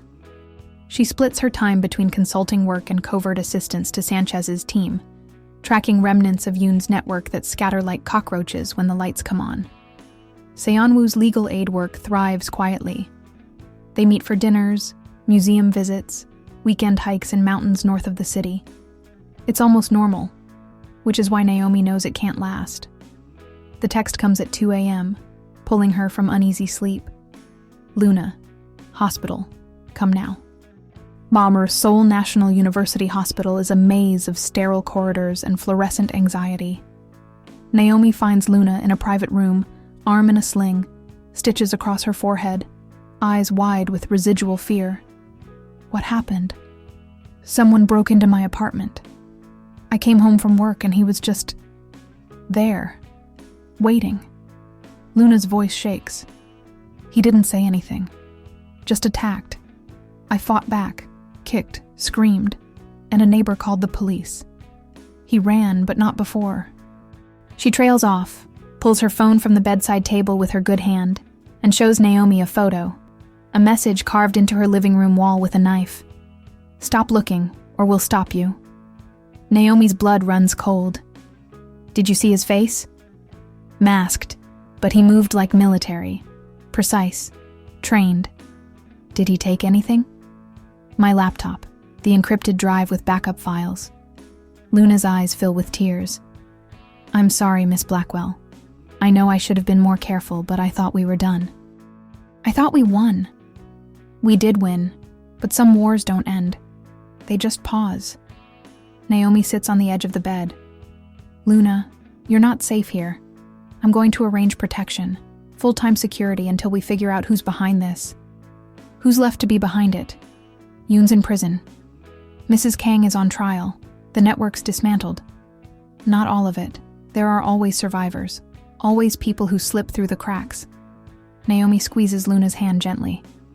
But I promise you, I will find who did this. And I will make sure they can't hurt you again. Seonwoo arrives 30 minutes later, still in pajamas under a jacket, hair disheveled. He takes one look at Luna, and his expression hardens. Not with anger, but with guilt. This is my fault. No, Naomi says sharply. This is whoever attacked her's fault. It's connected to the case, to the testimony, to everything we exposed. He paces, agitated. They're sending a message. Back off, or people get hurt. Then we don't back off. Naomi, we don't back off. We've come too far, lost too much. If we stop now, Jin-soo died for nothing. Luna gets attacked for nothing. Every risk we took, every sacrifice we made, it all becomes meaningless. She stands. I'm going after them, with or without backup. Seonwoo stares at her. You're serious. I'm always serious. Then I'm coming with you. You're on probation. I don't care. Seonwoo, if you violate your suspended sentence, you go to prison. For real this time. And if I let you walk into danger alone, I lose the one person who ever made me believe I was worth saving. His voice cracks, just slightly. So yes, I'm coming. And no, you can't stop me. Naomi wants to argue, wants to protect him from himself. But she sees the determination in his eyes. The same look he wore the night he surrendered on the pier. Fine, but we do this smart. We gather intel, we plan every step, and we don't engage until we have overwhelming advantage. Agreed? Agreed. The investigation takes 2 weeks. Naomi and Seonwoo work in tandem. Her connections within law enforcement, his residual knowledge of criminal networks. Minjun feeds them information quietly, risking his position at the restructured Kang Holdings. Sanchez runs interference with superiors who ask too many questions. They track the attacker to a safe house in Gwanak-gu, a nondescript apartment in a building that's seen better decades. Surveillance confirms 3 occupants, rotating shifts, professional-grade security equipment. They're waiting for something, Naomi says, watching through binoculars from a rooftop across the street. Or someone, Seonwoo adds. A buyer, maybe. Someone who wants the data Luna was compiling. Why? Yoon's network is burned.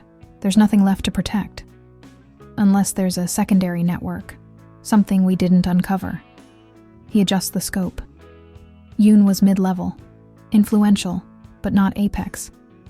If there's someone above him, someone who orchestrated everything, they'd have reason to tie up loose ends.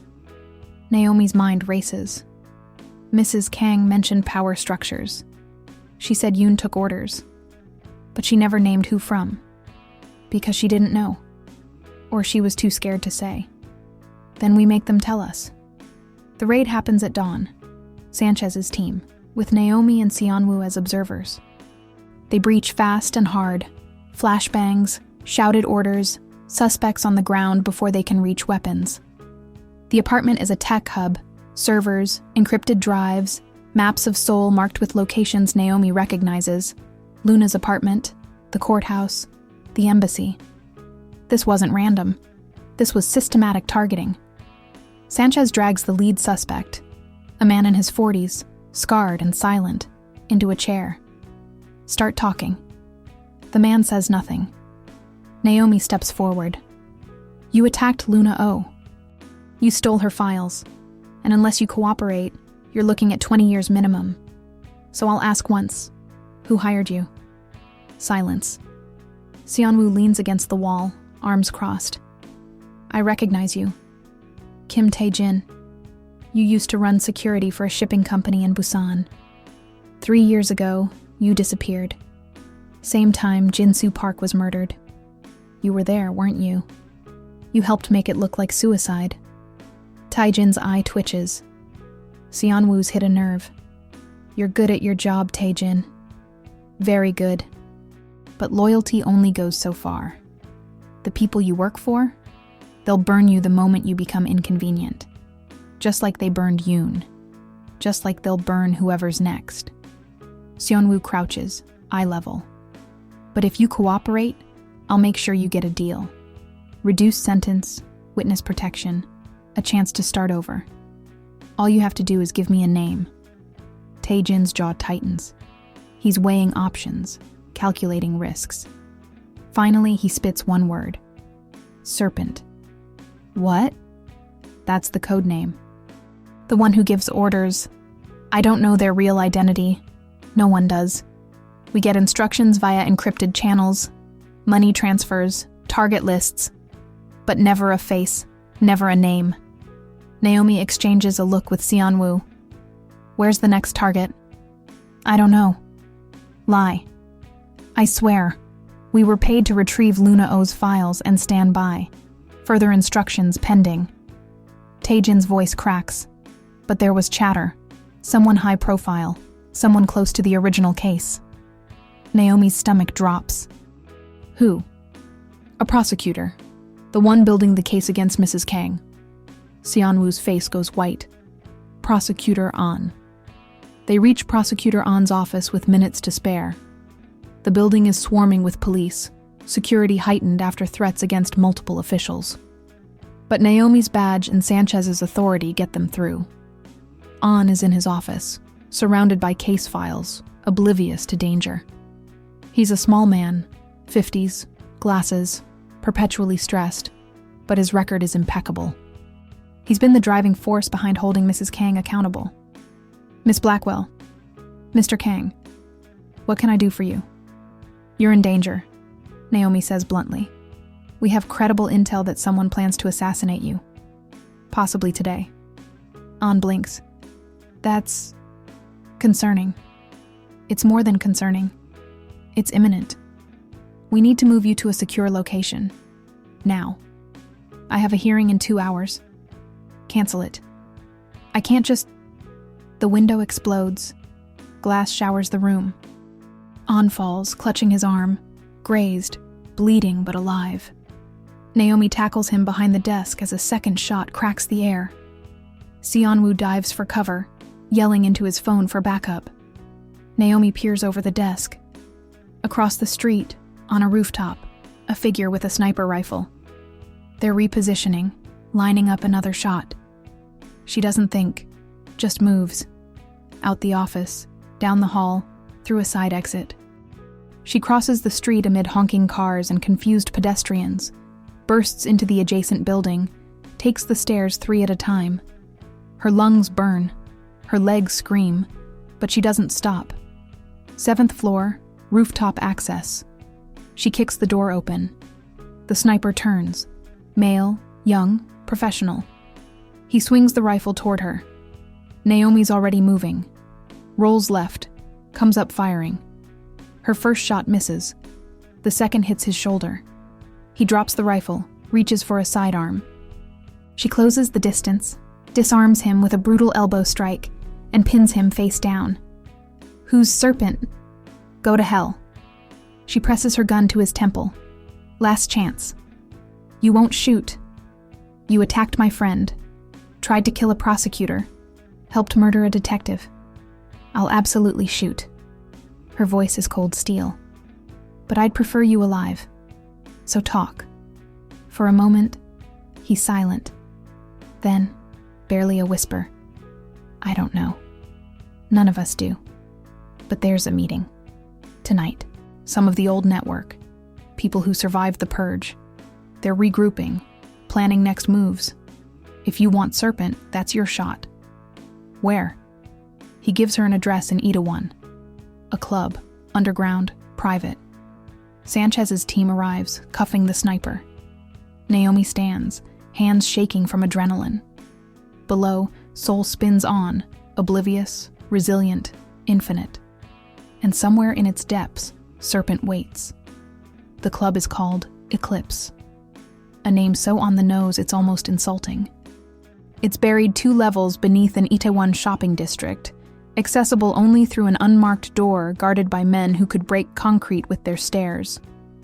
Naomi and Seonwoo approach at 10 p.m., dressed to blend, her in a sleek black dress and heels she can still run in, him in a tailored suit that conceals a wire and a weapon. You sure about this? Seonwoo murmurs as they approach the door. Absolutely not. Good. Consistency is comforting. The guard scans them with eyes trained to spot threats. Naomi meets his gaze. Bored, entitled, exactly the kind of person who belongs here. He waves them through. Inside, Eclipse is a cavern of sound and shadows. Bass that rattles ribs, lights that strobe too fast, bodies moving in choreographed chaos. The VIP section is cordoned off. Velvet ropes, private booths, bottle service priced in thousands. Naomi and Seonwoo slip into a booth near the back, angled to observe the entire floor. Sanchez and his team are stationed outside, ready to breach on her signal, but they have to wait, have to identify Serpent before moving. 2 o'clock, Seonwoo murmurs. Man in the gray suit. I recognize him, mid-level enforcer from the old Busan operations. 3 o'clock, woman with the red clutch. She ran logistics for Yoon's arms deals. One by one, faces emerge from the crowd. Survivors, opportunists, people who slipped through the justice system's cracks. They're not celebrating. They're strategizing. And then the room shifts. A figure enters through a private entrance. Tall, androgynous, face obscured by a mask. Simple white porcelain, like something from a traditional Korean play. The crowd parts. Conversations hush. Everyone stands. Serpent has arrived. Naomi's pulse spikes.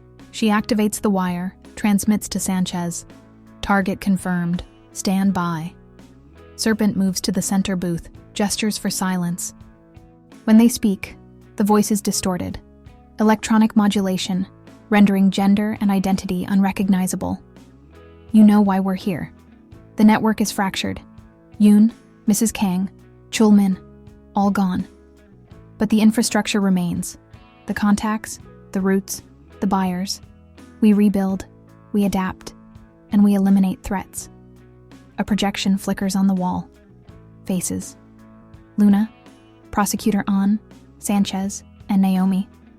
These individuals dismantled what we built. They must be removed, permanently. Naomi's jaw tightens. Xianwu's hand drifts toward his concealed weapon. But they can't move yet. Not without knowing who Serpent really is. And then, Serpent continues. We expand. New markets. New strategies.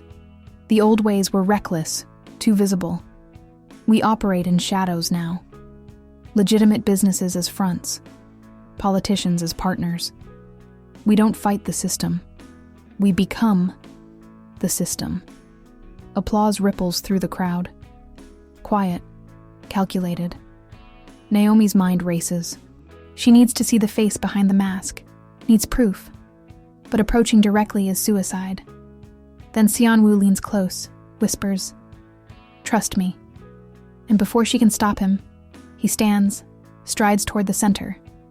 The room freezes. Serpent's masked face turns toward him. "Mr. Kang," the distorted voice says, "I didn't expect you." "Didn't you?" Xianwu's tone is casual. "You've been targeting everyone I care about. I assumed an invitation was implicit. You're out of the game. Legally neutered. Why would you matter? Because I know things. Things even Yoon didn't know. Names, locations, account numbers. I kept insurance. Evidence I never handed over to the authorities. And if anything happens to the people on that screen, it all goes public." Serpent tilts their head. "You're bluffing." "Am I?" Xianwu pulls out a USB drive. Small, unremarkable. "Everything's on here, and it's set to upload automatically if I don't check in every 12 hours.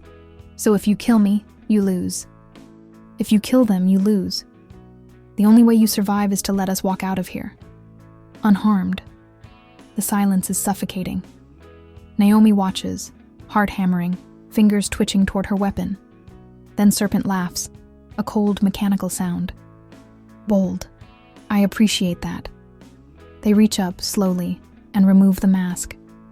The face beneath is familiar. Painfully so. Taeho, Xianwu's lawyer. The man who's been advising him since the beginning. Xianwu's expression doesn't change, but Naomi sees the flicker. Betrayal. Rage. Sorrow. "You," Xianwu says quietly. "Me." Taeho's smile is thin.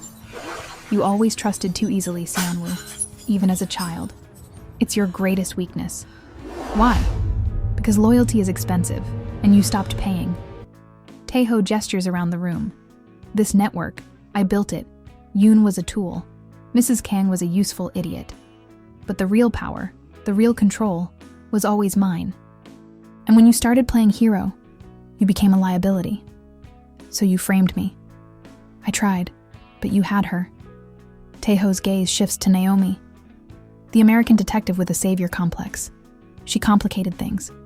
Ruined carefully laid plans. So yes, now she dies. And you watch. He signals. Armed men step forward. Naomi moves, draws her weapon, fires at the nearest thug. The room erupts.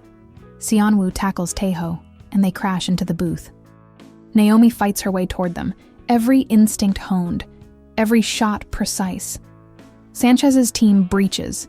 Flashbangs, shouted orders, chaos compounding chaos. But Taeho is fast. He breaks free, grabs a gun from a fallen enforcer, aims at Naomi. Xianwu steps between them. "No." Taeho's eyes narrow. "Move." "No. I'll kill you." "You already did, the moment you betrayed everything we built." Xianwu's voice is steady. "But you won't kill her, because if you do, you lose. The evidence uploads. Your network collapses. You spend the rest of your life running." Taeho hesitates. 1 second, 2. And in that heartbeat, Naomi fires. The shot is clean. Taeho's weapon falls. He crumples, clutching his leg, screaming. Sanchez's team swarms, cuffing suspects, securing the scene. Naomi lowers her weapon, hands trembling. Xianwu turns to her. "Are you okay? Are you?" He doesn't answer immediately. Just stares at Taeho, the man he trusted, the friend he thought he had, being dragged away in handcuffs. "I will be." Outside, Seoul's night air is cold and clean.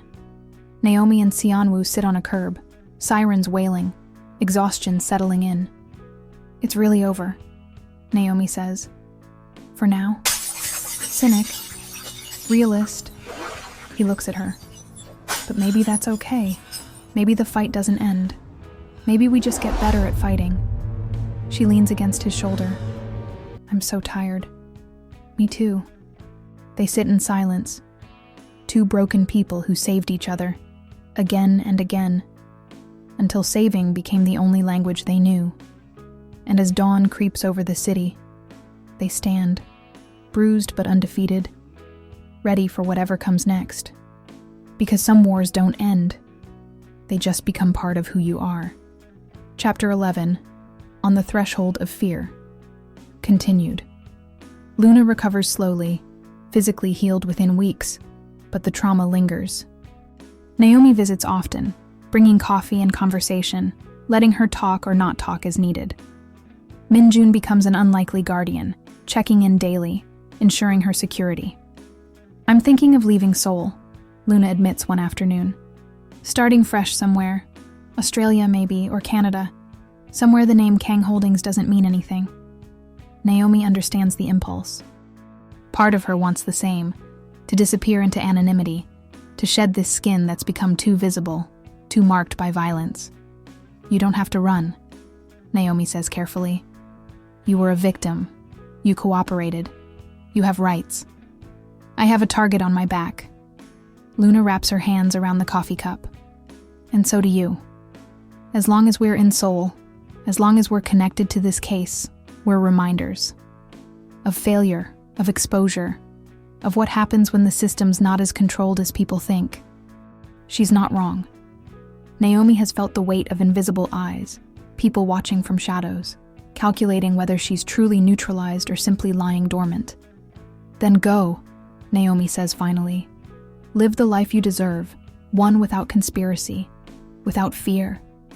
Luna's eyes fill with tears. "What about you?"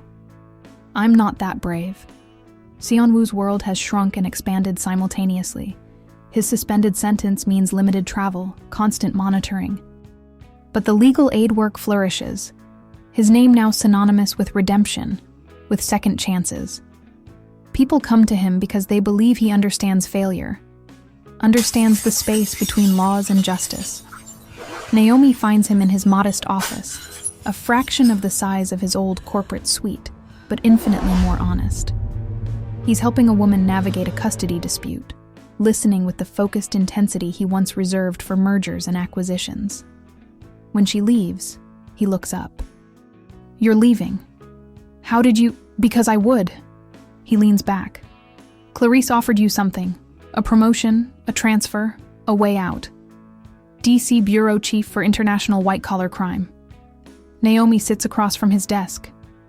"It's a good position. Important work. It's escaping. Maybe. Probably." She exhales. "Seonwoo, we did what we came here to do. We exposed the network, brought down the people responsible, found justice for Jin-soo.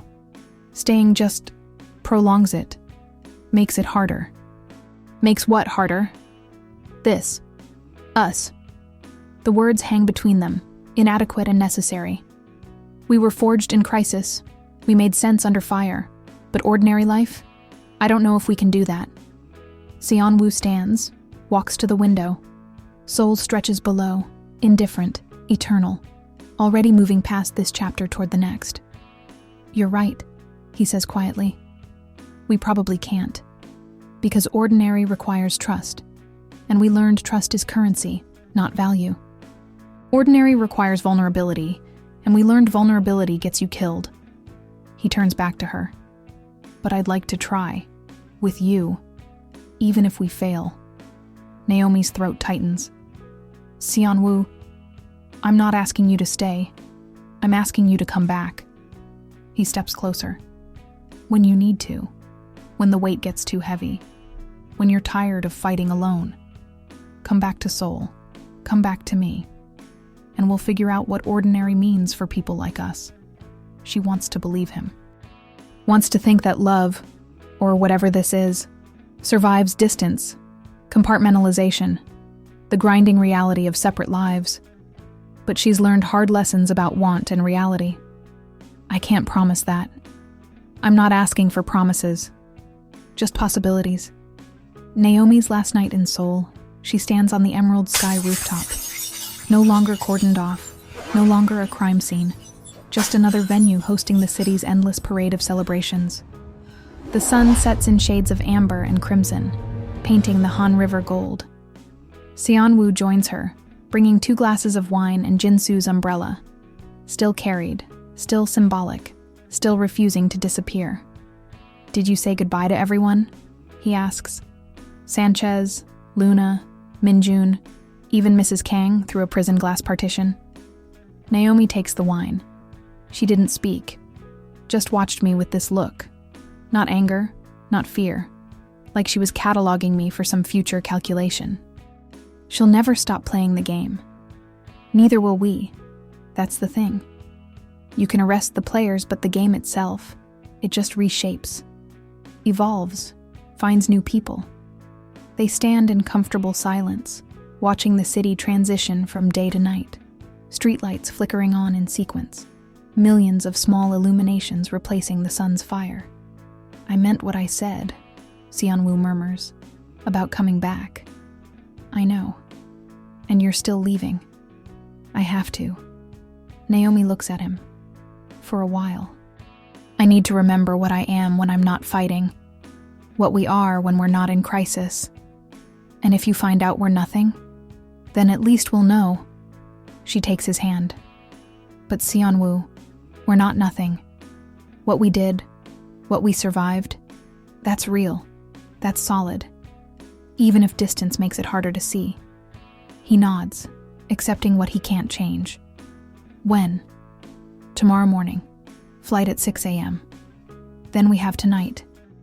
And they don't talk much, just walk Seoul's streets, stopping at the places that matter. The bookstore in Insadong, the coffee shop where they first strategized, the pier in Yongsan where everything nearly ended. They collect moments like stones, building a path backward to remember by. Near midnight, they find themselves at a small pojang matcha, a street food stall hidden in an alley, run by an elderly couple who've been there since before Seoul knew how to be beautiful. The owner recognizes Seon-woo, doesn't speak about his trial, just serves them dokbokki and grilled fish cakes and the kind of soup that tastes like apology. "I never asked," Naomi says between bites, "what you're going to do, long term, beyond the legal aid work. Maybe nothing, maybe everything. I haven't decided if I deserve ambition anymore." He pauses. "I'm writing a book, actually, about Jin-soo, about what it means to be complicit in systems you claim to oppose, about how power corrupts not just those who wield it, but those who benefit from it." That sounds like penance. It is, but it's also truth. And I owe that to Jin-soo's memory, to everyone I hurt. I owe it to myself. Naomi reaches across the counter, squeezes his hand.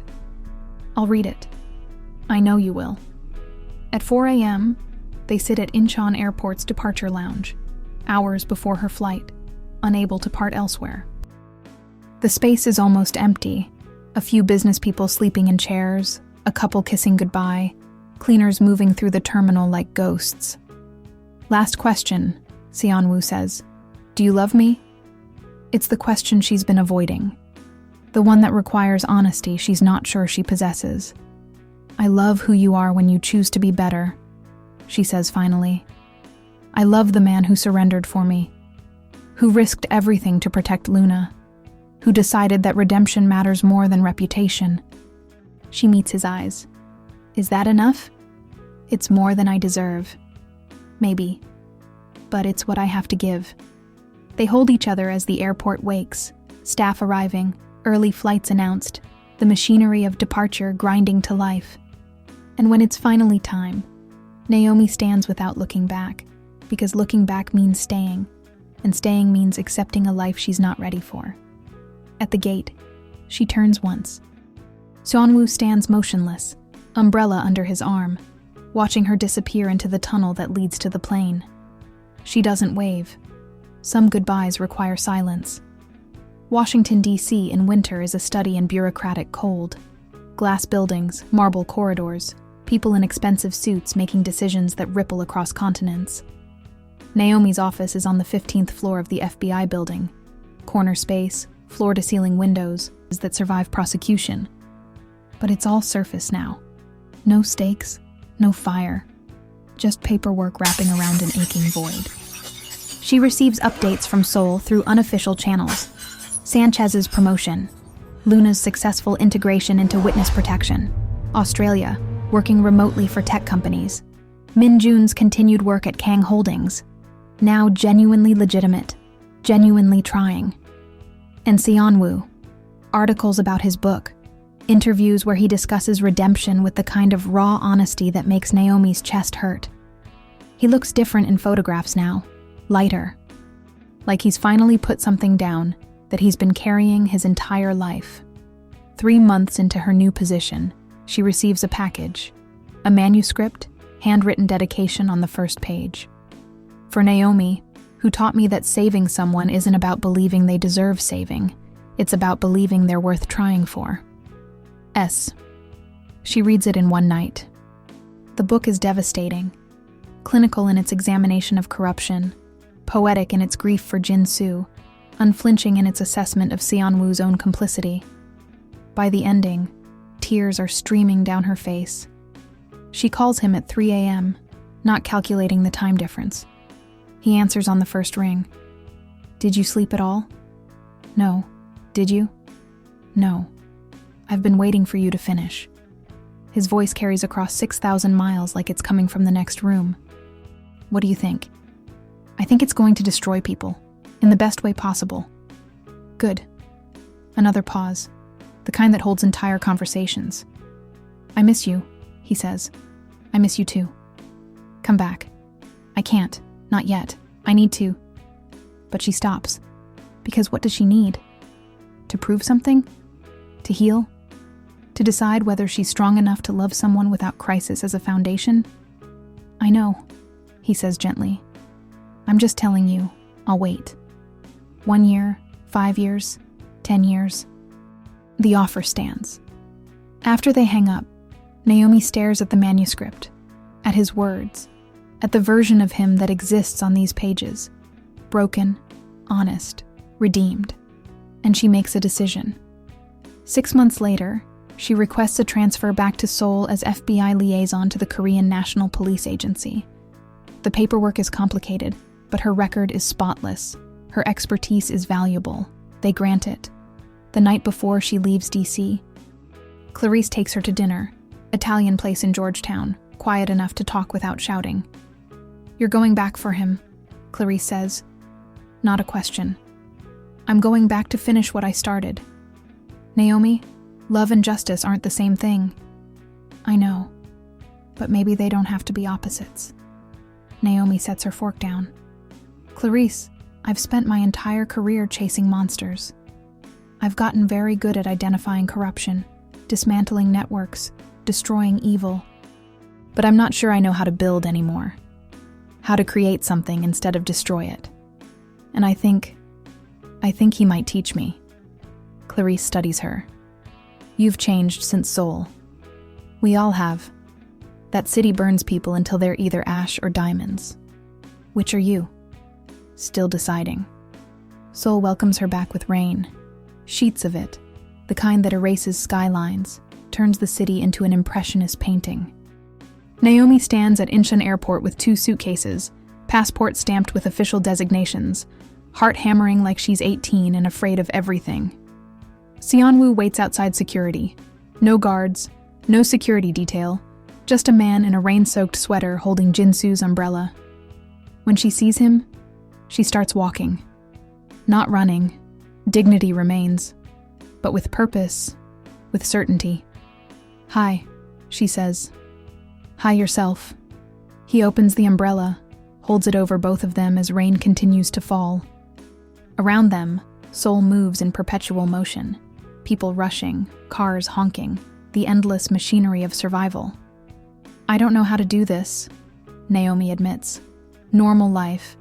You and me without the end of the world happening."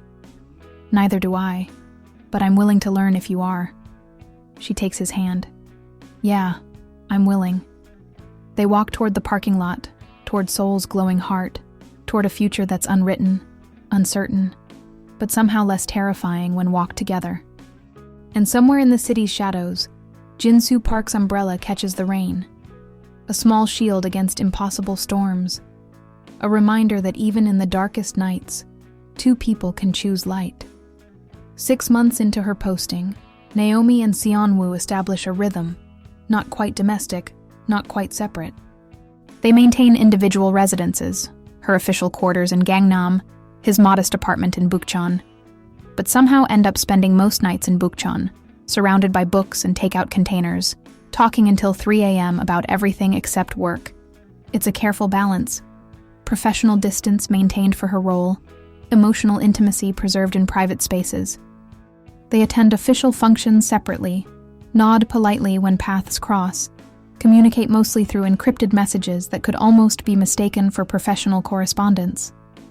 It's also exhausting. We could just tell people, Seonwoo suggests one evening, standing on his apartment's small balcony overlooking Seoul's historic district. Stop pretending. And complicate my career? Create leverage for anyone who wants to discredit my investigations? Naomi shakes her head. This is fine. This works. This is hiding. This is protecting what we have. He doesn't argue, because he knows she's right. The world isn't kind to powerful women with vulnerable attachments. The moment their relationship becomes public, she becomes a story. Not the brilliant investigator who brought down Serpent's network, but the woman who fell for a former criminal. Narratives have power, and power rewrites stories. The case begins innocuously. A startup claiming to revolutionize Korean logistics, founded by a young entrepreneur with impressive credentials and investors that read like a who's who of legitimate business. Naomi's team identifies financial irregularities, capital flows that don't match declared operations, consulting fees paid to shell companies, the ghost infrastructure of money laundering. It's small. It's subtle. It's the kind of thing that gets missed in the noise of legitimate commerce. But Naomi has trained her instincts to recognize patterns.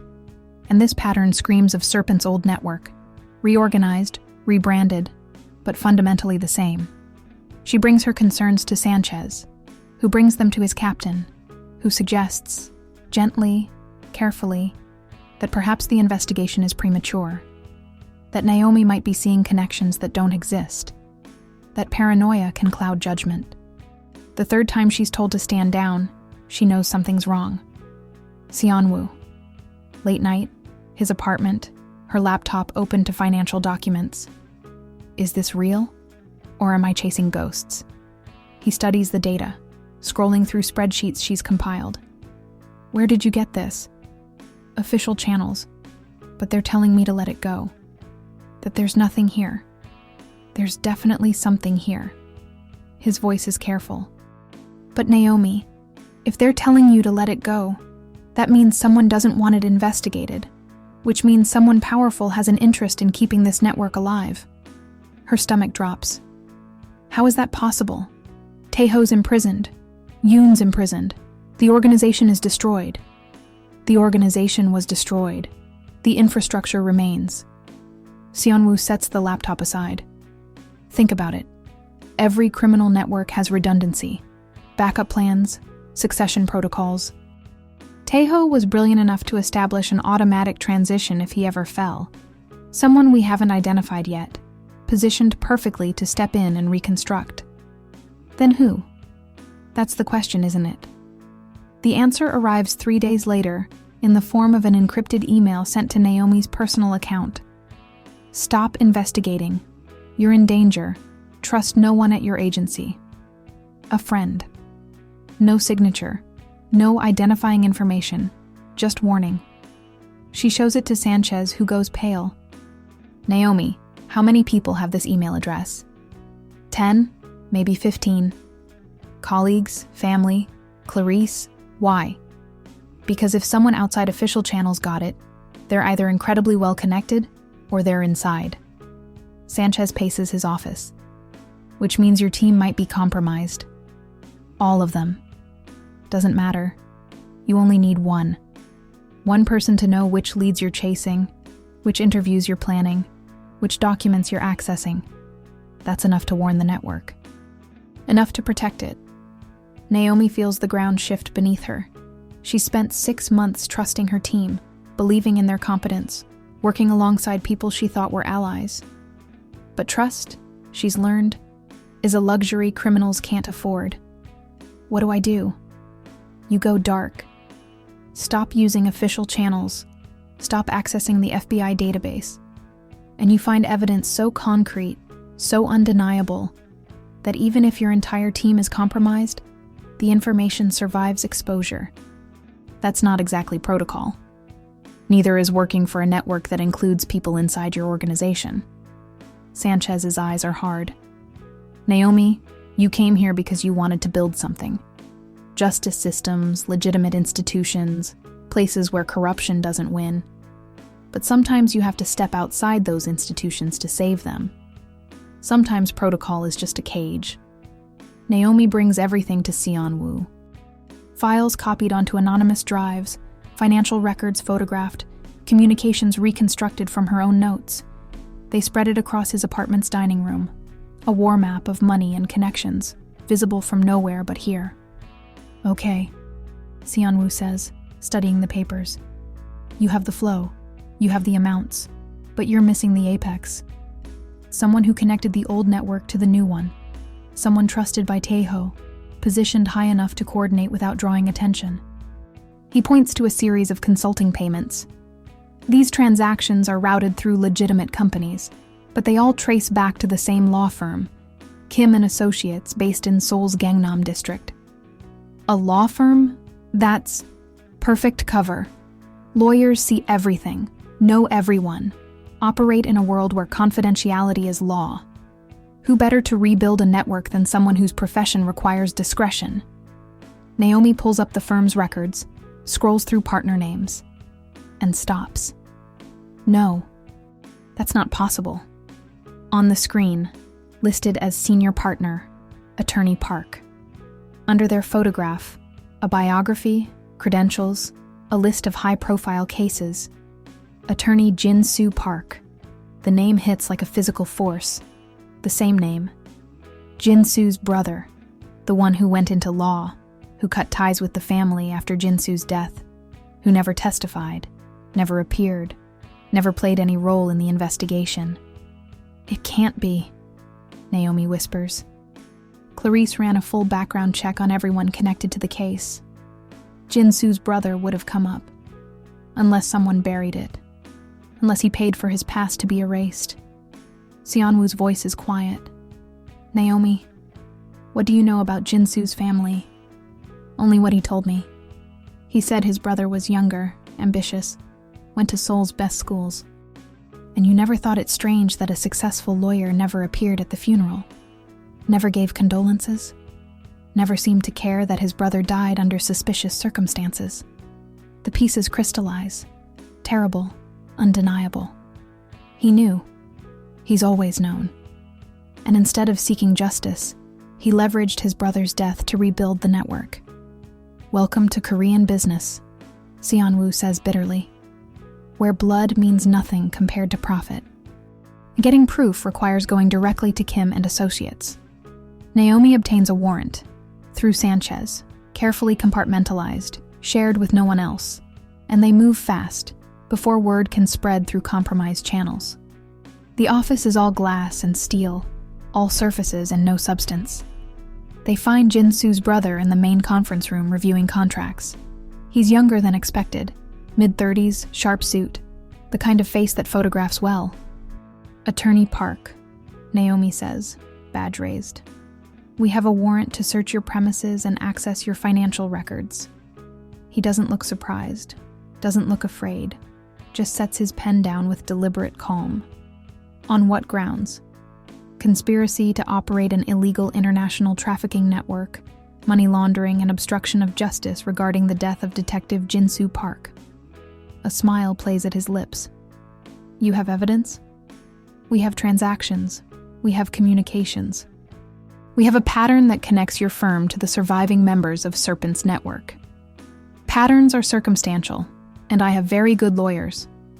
He stands, walks to the window overlooking Seoul. Detective Blackwell, I admire what you've done. You exposed the old network, arrested the old guard. But you didn't understand the fundamentals. Organizations don't die with their leaders. They evolve, they adapt. And yes, sometimes they're reborn by people closest to the original power structure. Your brother is dead because of this network. My brother is dead because he was weak. Attorney Park turns, face hard. He couldn't understand that family, morality, loyalty. These are luxuries. The real currency is power. And I was never going to let someone else build it. So I did. Naomi reads him his rights, watches as he's cuffed, watches as Seoul Metropolitan Police remove boxes of documents from the office. But her heart feels heavy because she knows this isn't over. It never is. There's always someone else willing to take power, willing to sacrifice morality for ambition. Somewhere in the city, another network is probably already being born. The investigation into Attorney Park's operation reveals a network even more sophisticated than Taeho's. Jinsu's brother wasn't just rebuilding, he was improving. Modern operations, digital infrastructure, investment in legitimate businesses that genuinely functioned as fronts rather than pure criminal enterprises. He was creating a legacy. And the question becomes, who else was involved? Who else is still out there? Naomi's apartment becomes a second investigation headquarters. Sanchez visits late, carrying case files. Min-jun provides insider information about remaining network members. Seon-woo analyzes financial structures with the eye of someone who once built them. But as they dig deeper, the walls start closing in. Naomi arrives at her FBI office to find her access revoked. Not suspended, not temporarily disabled, permanently canceled. When she confronts her supervisor, he won't meet her eyes. It came from above my head, he says quietly. Someone senior wants you off the case. Who? I can't tell you. But Naomi, whoever it is, they have serious reach. 3 of your team members called in sick today, probable intimidation. And the warrant you obtained for Park's records just got invalidated on a technicality. She leaves the building fuming. Calls Clarice, who answers on the first ring as if she's been waiting. Naomi, where are you? My apartment. About to lose my mind. Someone's killing the investigation. I know, and I need you to listen carefully because this conversation might be monitored. Clarice's voice is tight. The order came from a high-ranking official in our own agency. Someone with oversight, someone whose authority is above question. And they want the case closed. Why? Because closing it is cheaper than pursuing it. The implication hits like a physical blow. The government is protecting them. The actual government. Not the government, a faction within it. People who profit from an open supply chain, people who have contracts worth billions, people who can't afford for this network to be exposed. Clarice pauses. Naomi, I've filed a request for your transfer back to DC. You need to leave Seoul. Now. I'm not leaving. Naomi, I'm not leaving, she says firmly. Not until this is finished. Not until we find out how deep this goes. Because if we stop now, if I run, then all of it was for nothing. Jinsu dies for nothing. Taeho wins. And the system that allows this corruption continues. And if you stay, you die. Probably. But at least I'll have tried. That night, Naomi shows up at Seon-woo's apartment with a bag of documents, and the kind of expression that says she won't be leaving anytime soon. We're in trouble, she says without preamble. Real trouble, government-level trouble. She lays out everything, the corrupted officials, the supply chain connections, the billions involved. Seon-woo listens without interrupting, his expression growing darker. Naomi, this is beyond us now. This is beyond local police, beyond the FBI. These are power structures that have been in place for decades. I know. You'll be killed. Probably. And me. They'll arrest me again, claim I'm using you to access classified information, probably arrange an accident in custody. He steps closer. I won't watch that happen. I won't lose you because you're trying to save a system that doesn't want to be saved. Then what? We let them win? We disappear. His voice is quiet but absolute. We take what we know. We go somewhere they can't reach. And we live. We survive. That's victory. Naomi wants to scream at him, to rage against the injustice, to demand that he understand that survival without principle is just postponed death.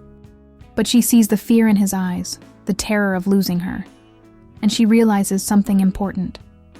They're both broken in ways that no amount of justice can fix. I can't do that, she says gently. Then I'm not letting you do this alone. They move to phase 2, going completely off books. Sanchez helps, providing information while maintaining plausible deniability. Min-jun provides security. Luna, operating from Australia, hacks into restricted databases and sends information through encrypted channels that would take years to trace.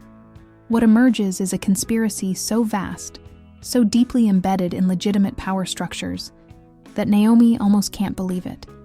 Military contracts, intelligence operations, political contributions, all feeding a network that provides access to illegal goods and services to the highest bidder. The core members include 3 sitting government officials, 2 military generals, a shipping magnate, and, shockingly, a federal prosecutor. The same prosecutor who fast-tracked trials, who closed investigations, who determined what would see daylight and what would be buried. This is impossible, Naomi whispers, staring at the evidence. How is this possible? Because people have been trying to stop this for decades, Seon-woo says quietly. And every person who tried has disappeared. Every investigation has been killed. Every witness has recanted or died. So you have to understand, we're not fighting a crime. We're fighting a system. And systems don't lose. They just reformat. Then we expose it. We make it so public, so undeniable. They'll bury it. They'll discredit you, destroy evidence, and ensure that anyone who knows the truth is permanently silenced. He takes her hand. Naomi, I'm not saying this to be pessimistic. I'm saying it because I've lived in this world. I understand its architecture. So we just give up? No. We get smart. We stop trying to work within the system and instead work around it. The plan is dangerous, possibly brilliant, definitely illegal. Leak everything to international press simultaneously through channels they can't control. Reuters, BBC, AP, Al Jazeera, Korean independent journalists. Hit them all at once with information so comprehensive, so damning, that suppressing it becomes impossible. It takes 2 weeks to prepare. They compile documents, create dashboards of connections, write comprehensive reports that lay out the network's structure and operations with clinical precision. Then, at midnight on a rain-soaked Seoul evening, they hit send. Within hours, the story goes global. Within a day, it's the top news everywhere. Within 3 days, the government is forced to acknowledge an investigation. Within a week, people start disappearing. Not the high-level officials. They can't disappear, too visible. But mid-level coordinators, witnesses, people with knowledge. A businessman found dead in his car, suicide, the police say. A military aide killed in a mugging, wrong place, wrong time. A customs official who fell from a building. Tragic accident. The system adjusting. The system protecting itself.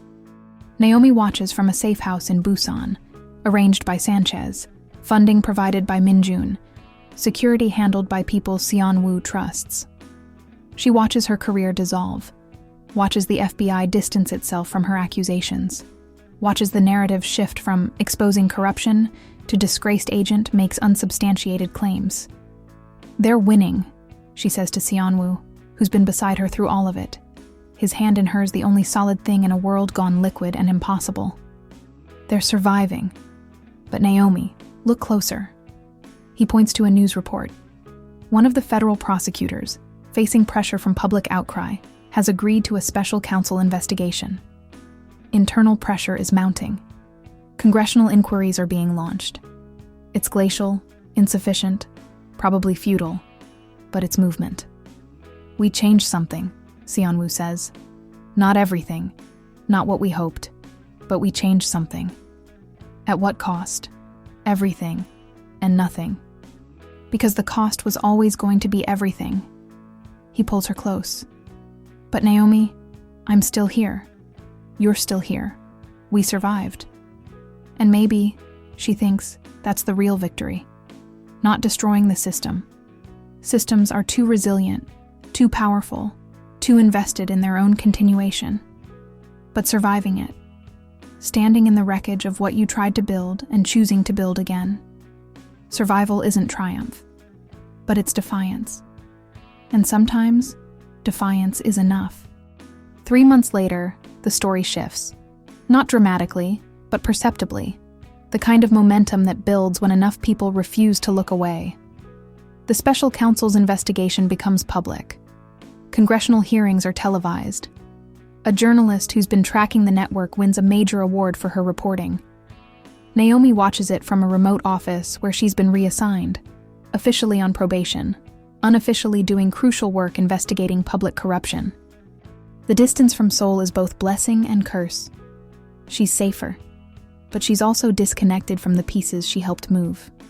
Seon-woo remains in Seoul, his legal aid work continuing, his book becoming required reading in law schools across Korea. They talk every night, messages sent through encrypted channels, voices carried across fiber optic cables that span continents. It's not what either of them wanted, but it's what they have. Then, unexpectedly, Clarice visits Naomi's office in Busan. The investigation is expanding, Clarice says without preamble. They want you back in Seoul as liaison, official capacity.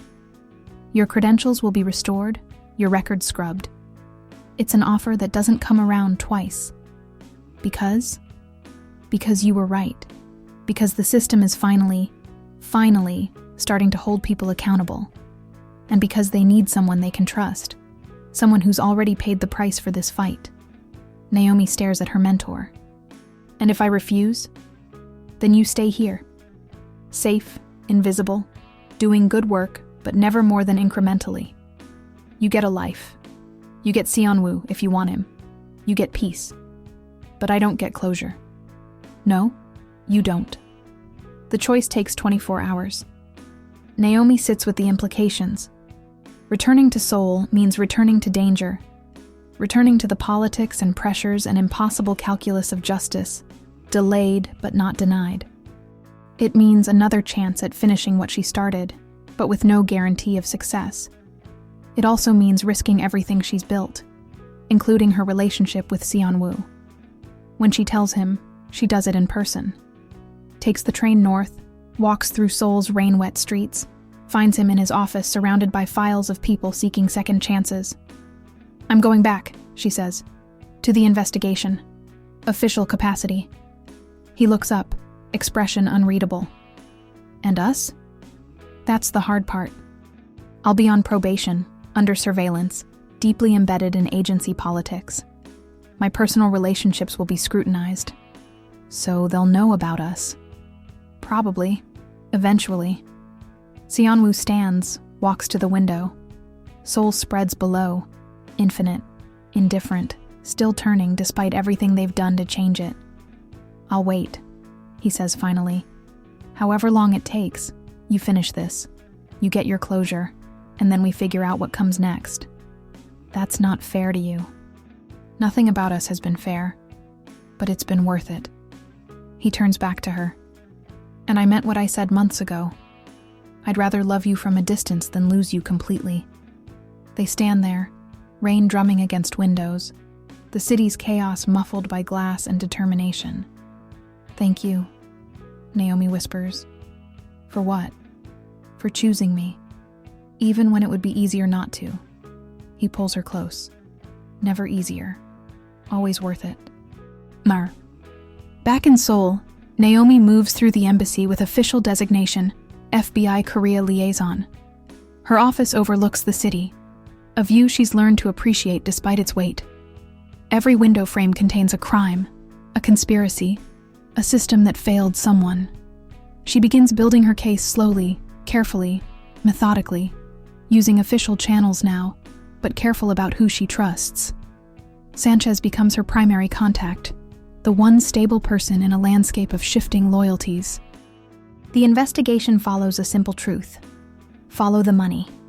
Every transaction leaves traces. Every decision creates documentation. Corruption generates paper, and paper can be analyzed. 6 months into the official investigation, they identify the apex. The person at the absolute top of the network, the one who coordinates everything from the shadows. A high-ranking Ministry of Justice official named Minister Cho. It's impossible, Naomi says when she sees the evidence. He's been the face of anti-corruption for 15 years. Which is exactly why he's perfect, Sanchez explains. Who would suspect the man who appears on television talking about judicial reform of being the architect of the very system he claims to oppose? The irony is so perfect it's almost poetic. Arresting a sitting government minister requires legal precision that borders on impossible. Any mistake, any procedural error, and everything collapses. But Naomi has learned patience. Learned that sometimes justice moves at glacial speed because moving faster destroys the very foundations you're trying to build on. 6 weeks of preparation. Coordination with prosecutors, international law enforcement, intelligence agencies. Documentation verified 3 times over. Evidence so airtight that even a determined defense can only delay, not destroy. Then, on a Tuesday morning in June, they move. Minister Cho's arrest is public. The press is alerted. The spectacle is unavoidable, because making it unavoidable is the only way to ensure he doesn't simply disappear into a protected status, reshuffled into another position, given time to destroy evidence. The former architect of anti-corruption is perp-walked on international television.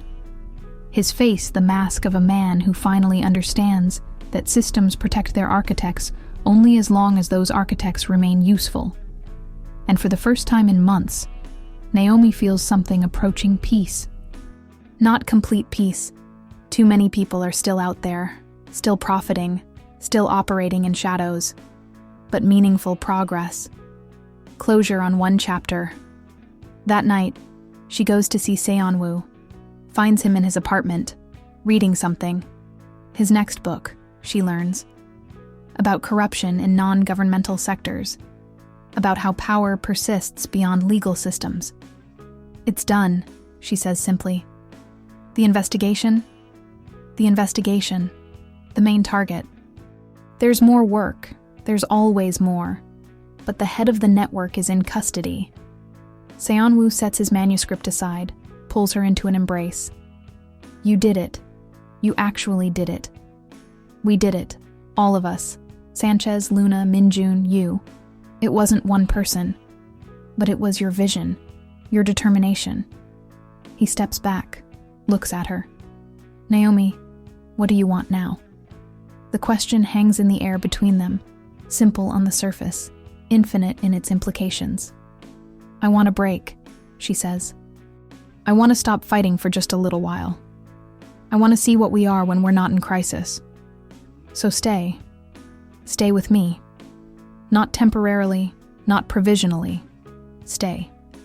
She could list the reasons why this is complicated. The regulations against relationships between people in sensitive positions. The optics. The fact that she's still technically investigating people connected to networks Seon-woo was once part of. Instead, she nods.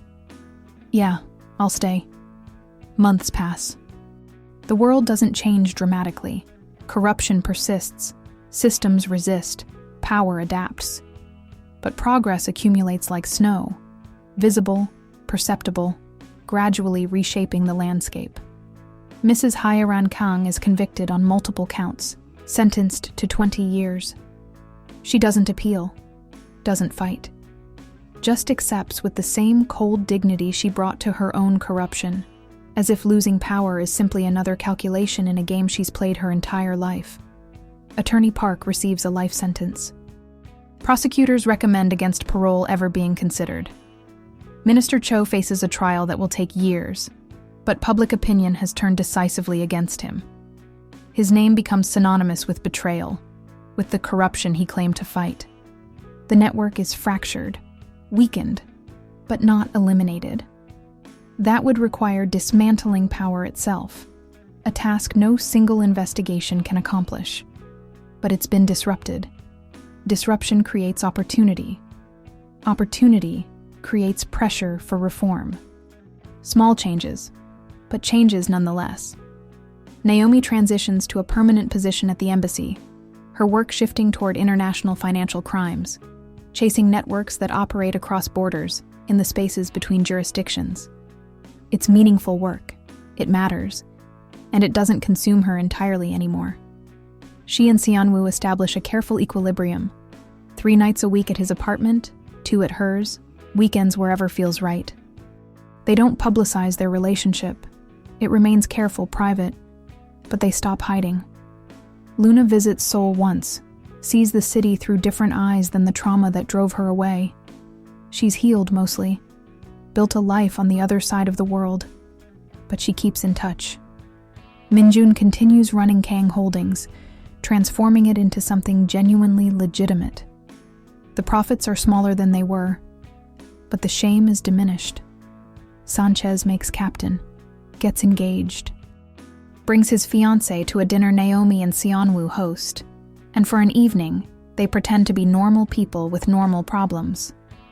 One evening, Naomi finds Sianwoo on the rooftop of Bukchon's oldest building. Not as grand as Emerald Sky, but honest. Raw. With a view that extends across centuries. "I finished the book," he says. "The new one." How does it end? With 2 people learning that surviving together matters more than winning apart. Naomi leans against him, and they watch souls spin beneath them. Infinite, imperfect, home. "Do you regret it?" she asks. "Any of it? The arrest, the trial, the years of fighting?" Sianwoo considers. "I regret the person I was, the decisions I made, the lives I hurt, but I don't regret the consequence." He turns to her. "Because the consequence led to you, led to this. That's very romantic. I'm a reformed criminal. I'm allowed sentiment."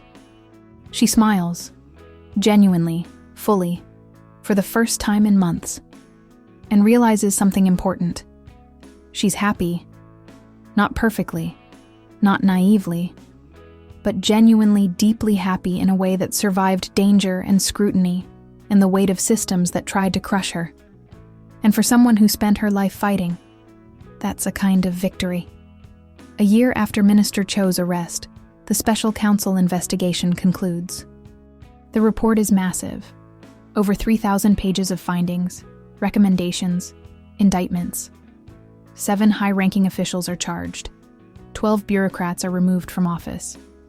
Countless reforms are instituted. It's not perfect. It's not complete. But it's a beginning. The day the report is released, Naomi takes the day off, sits in a cafe in Insadong, reads the summary on her phone, and allows herself a moment of respite.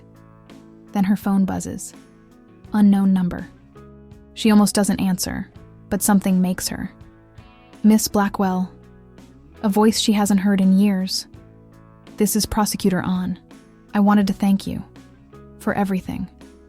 Tears prick her eyes. "How did you get this number?" "I have my ways. More importantly, I wanted to let you know. I'm using the findings from your investigation to push for international cooperation on corruption cases. We're building something, Miss Blackwell. Something bigger than one country. One network. A framework for justice that spans borders." After they hang up, Naomi sits for a long time, coffee going cold, mind spinning with possibilities. This work, this endless, exhausting, inadequate but necessary work, isn't done. It will never be done. But it continues, ripples outward, finds new people to fight the same battles. She texts Sianwoo. "Dinner tonight? Somewhere fancy?" He responds immediately. already thinking about you. Mom, the restaurant is one they've been avoiding. Too high profile, too public, too visible. But today, visibility feels important. Today, they order champagne and toast, not to victory, but to survival. I've been thinking, Seon-woo says as they eat, about what comes next. For us. Naomi looks up. What do you mean? I mean, we've been living in this space between temporary and permanent. Never quite committing, never quite resolving. He pulls a small box from his jacket. I'm tired of in between. I want certain. I want forever. Or at least, I want to try. The ring is beautiful, simple, elegant. Silver like the cufflink that rolled across the blood-streaked rooftop.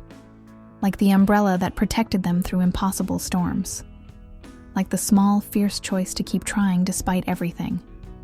Yes, Naomi says before he can finish the question. Yes, absolutely yes. The restaurant erupts, other diners applauding, the staff rushing to celebrate.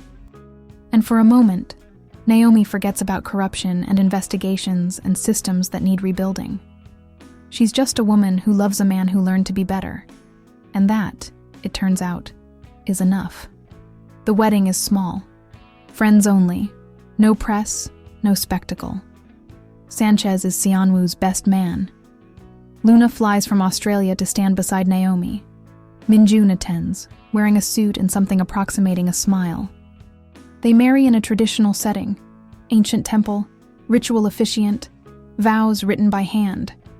Naomi, in a white hanbok, makes promises about trust and vulnerability. Seon-woo, in traditional Korean formal wear, promises to keep fighting, to keep choosing redemption, to never stop believing that people can change. It's not traditional. It's not conventional. It's two broken people choosing to stay broken together rather than heal separately. After the ceremony, they stand on the temple's rooftop, not as high as emerald sky, but high enough. Seoul stretches below, rain threatening but not yet falling. No umbrella this time, Naomi observes. We don't need it. We have each other. She laughs. The sound of someone who's learned to find joy amid darkness. That's aggressively romantic. I'm an aggressively reformed criminal. Deal with it. 2 years later, Naomi is promoted to Deputy Director of International Financial Crimes. Her mandate is expansive, building coalitions, coordinating across borders, creating frameworks for justice that transcend individual nations. Seon-woo's book becomes an unexpected bestseller.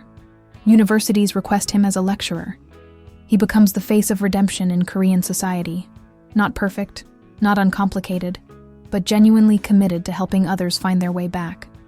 They buy a small house in Bukchon, old, requiring renovation, filled with history. They fill it with books and plants and the kind of ordinary life they never thought they'd have.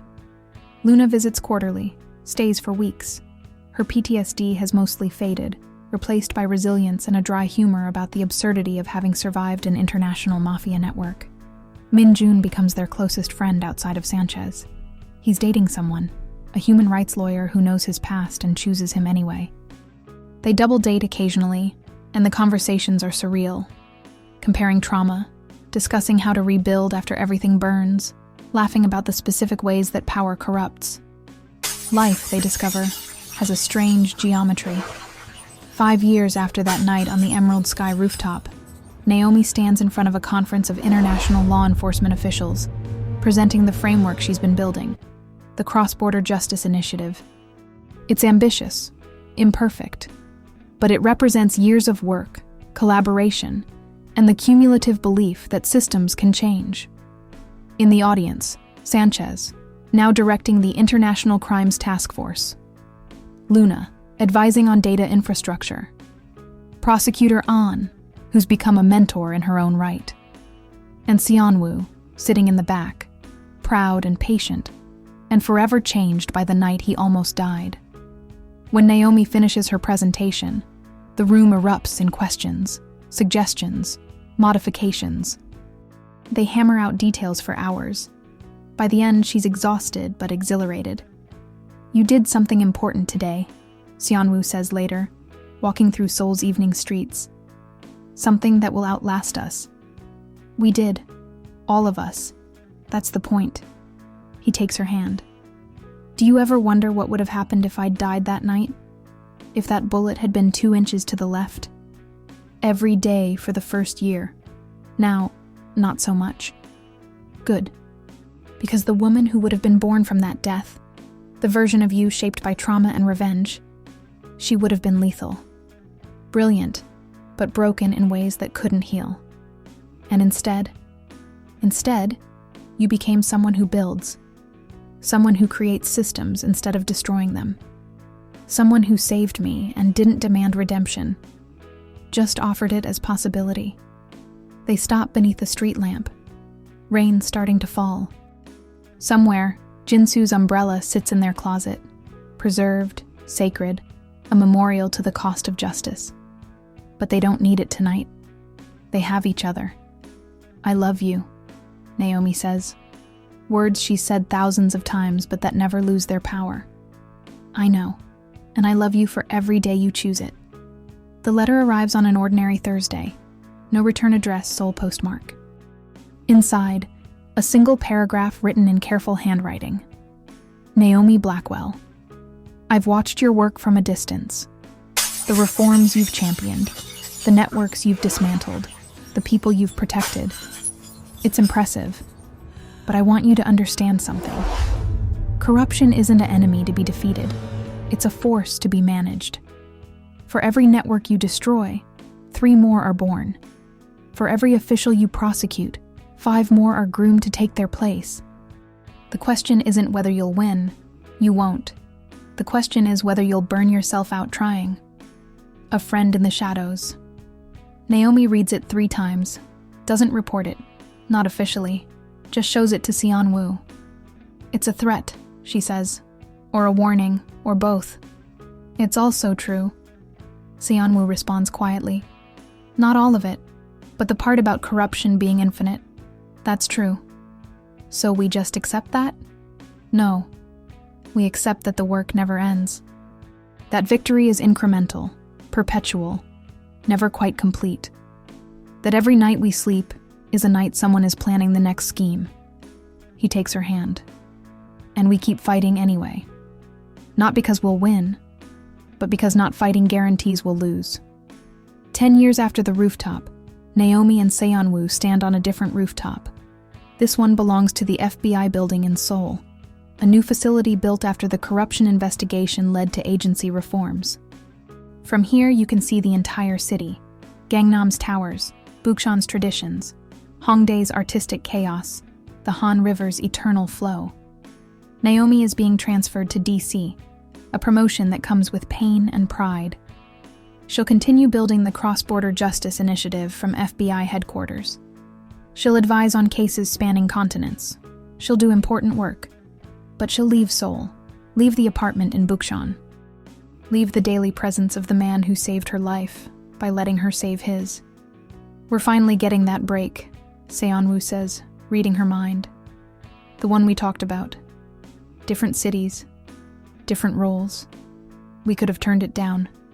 I could have. But you won't. Because your work matters. Because you're exactly where you need to be. And us will be distance and phone calls and weekends when we can manage them, and the constant, quiet ache of choosing duty over proximity. He takes her hand. Just like we chose it from the beginning, really. Just more honest about the cost now. Rain begins to fall. Seoul's constant companion, eternal and patient. I don't have the umbrella, Naomi says. You don't need it. You never needed it.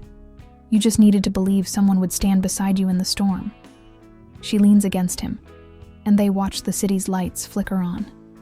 Millions of small illuminations replacing the sun's fire. Symbolism so perfect it almost hurts. Below them, Seoul continues its endless work. People rising, falling, fighting, surviving, searching for meaning in systems designed to resist meaning. And on this rooftop, 2 people who've learned that justice is a process, not a destination. That redemption is possible. That love survives distance, scrutiny, the weight of systems that tried to crush them. "Thank you," Naomi whispers. "For what?" "For teaching me that some wars aren't meant to be won. They're meant to be walked together." Seonwoo pulls her closer as the rain intensifies. And in that moment, beneath Seoul's eternal sky, they're not a detective and a reformed criminal. They're not the pieces that stopped a network or brought down an empire. They're just two people who chose each other when the world made it hardest. And in a city built on secrets, that's the most revolutionary choice of all. DC is a different kind of maze, political instead of criminal, though the distinction blurs more every day. Naomi settles into her role, builds her team, and finds herself working 18-hour days with people who believe in systems the way she used to believe in justice. Absolutely without doubt, without the hard-earned knowledge of how often both fail. But she's patient now. She's learned that change doesn't happen through revolution. It happens through persistence. Through people who refuse to accept that this is how it has to be. Sunwoo, meanwhile, has become something unexpected. A spokesperson for criminal justice reform in Korea. Universities invite him to lecture. Governments request his consultation. He's become the embodiment of the possibility that people can change, that redemption isn't just philosophy, but lived experience. They're apart, but purposefully. They FaceTime most nights.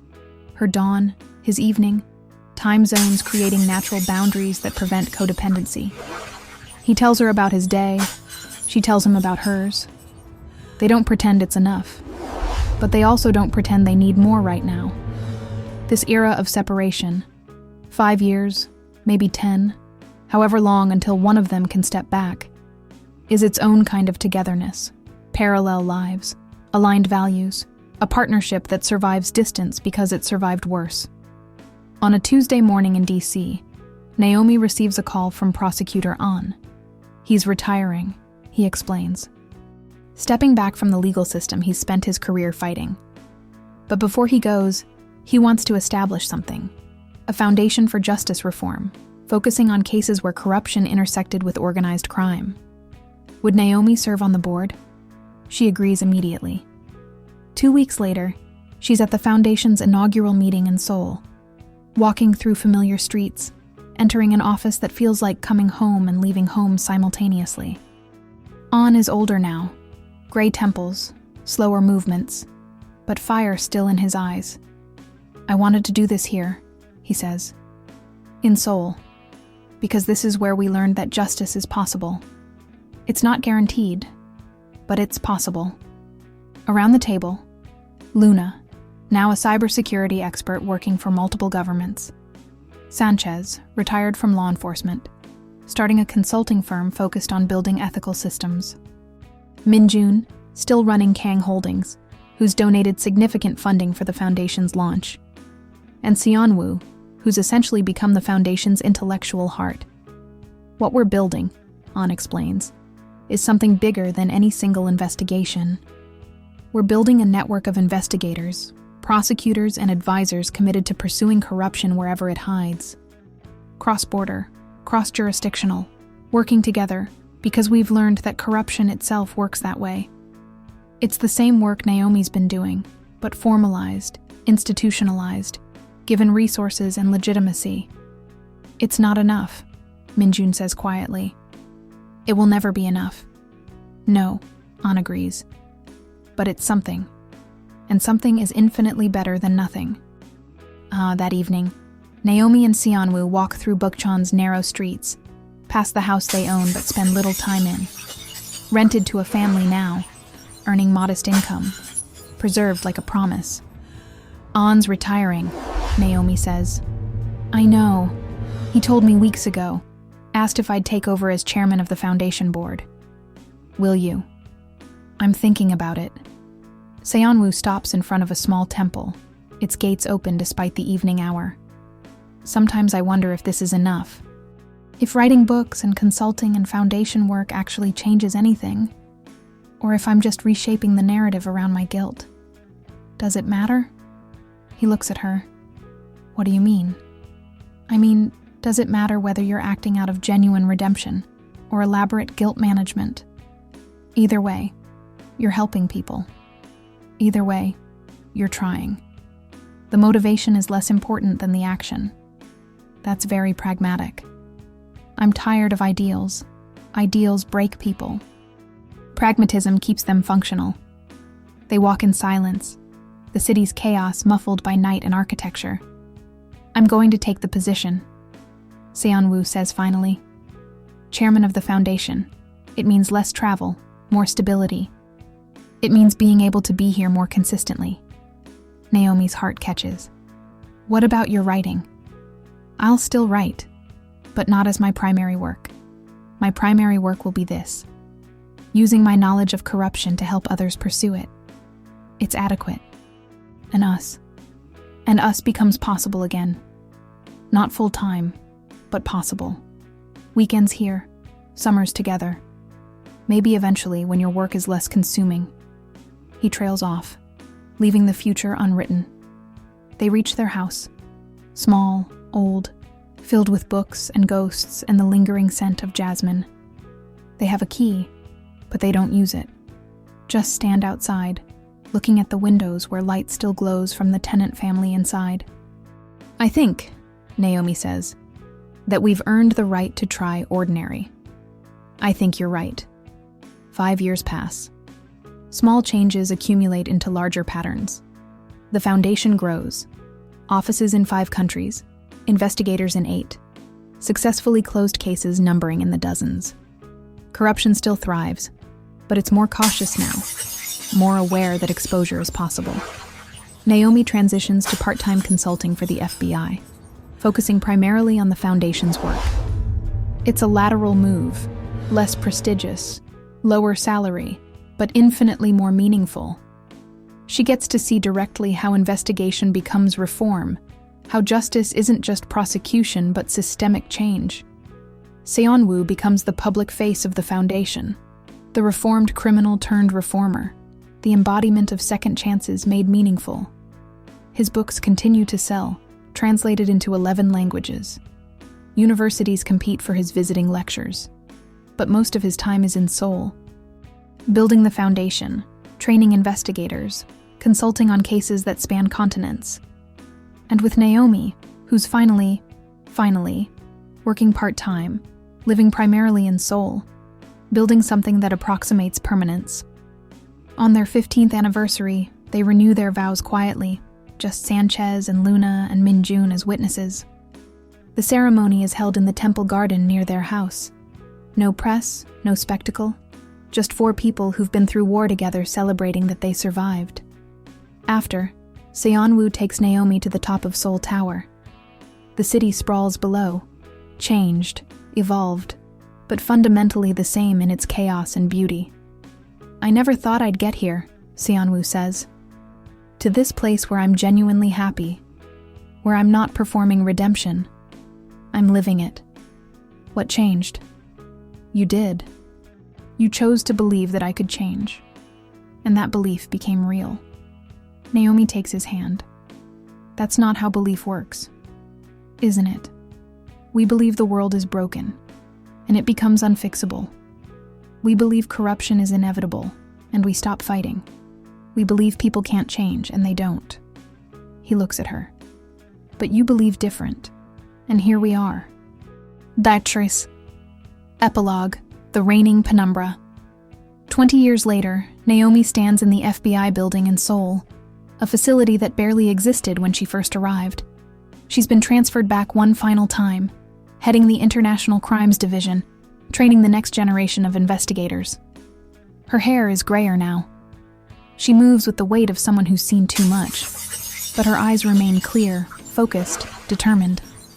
Seon-woo retired from the foundation 3 years ago, passing the chairmanship to Luna, who brought her technical expertise to bear on the organization's infrastructure. Now he writes, his 6th book in progress, each one more ambitious than the last. They live in Bukchon, in the house they bought years ago. It's finally theirs fully, no longer rented, filled with books and plants and photographs of people they've saved and people they couldn't. This morning, Naomi received a call from the prosecutor's office. Another case, another network, another fight.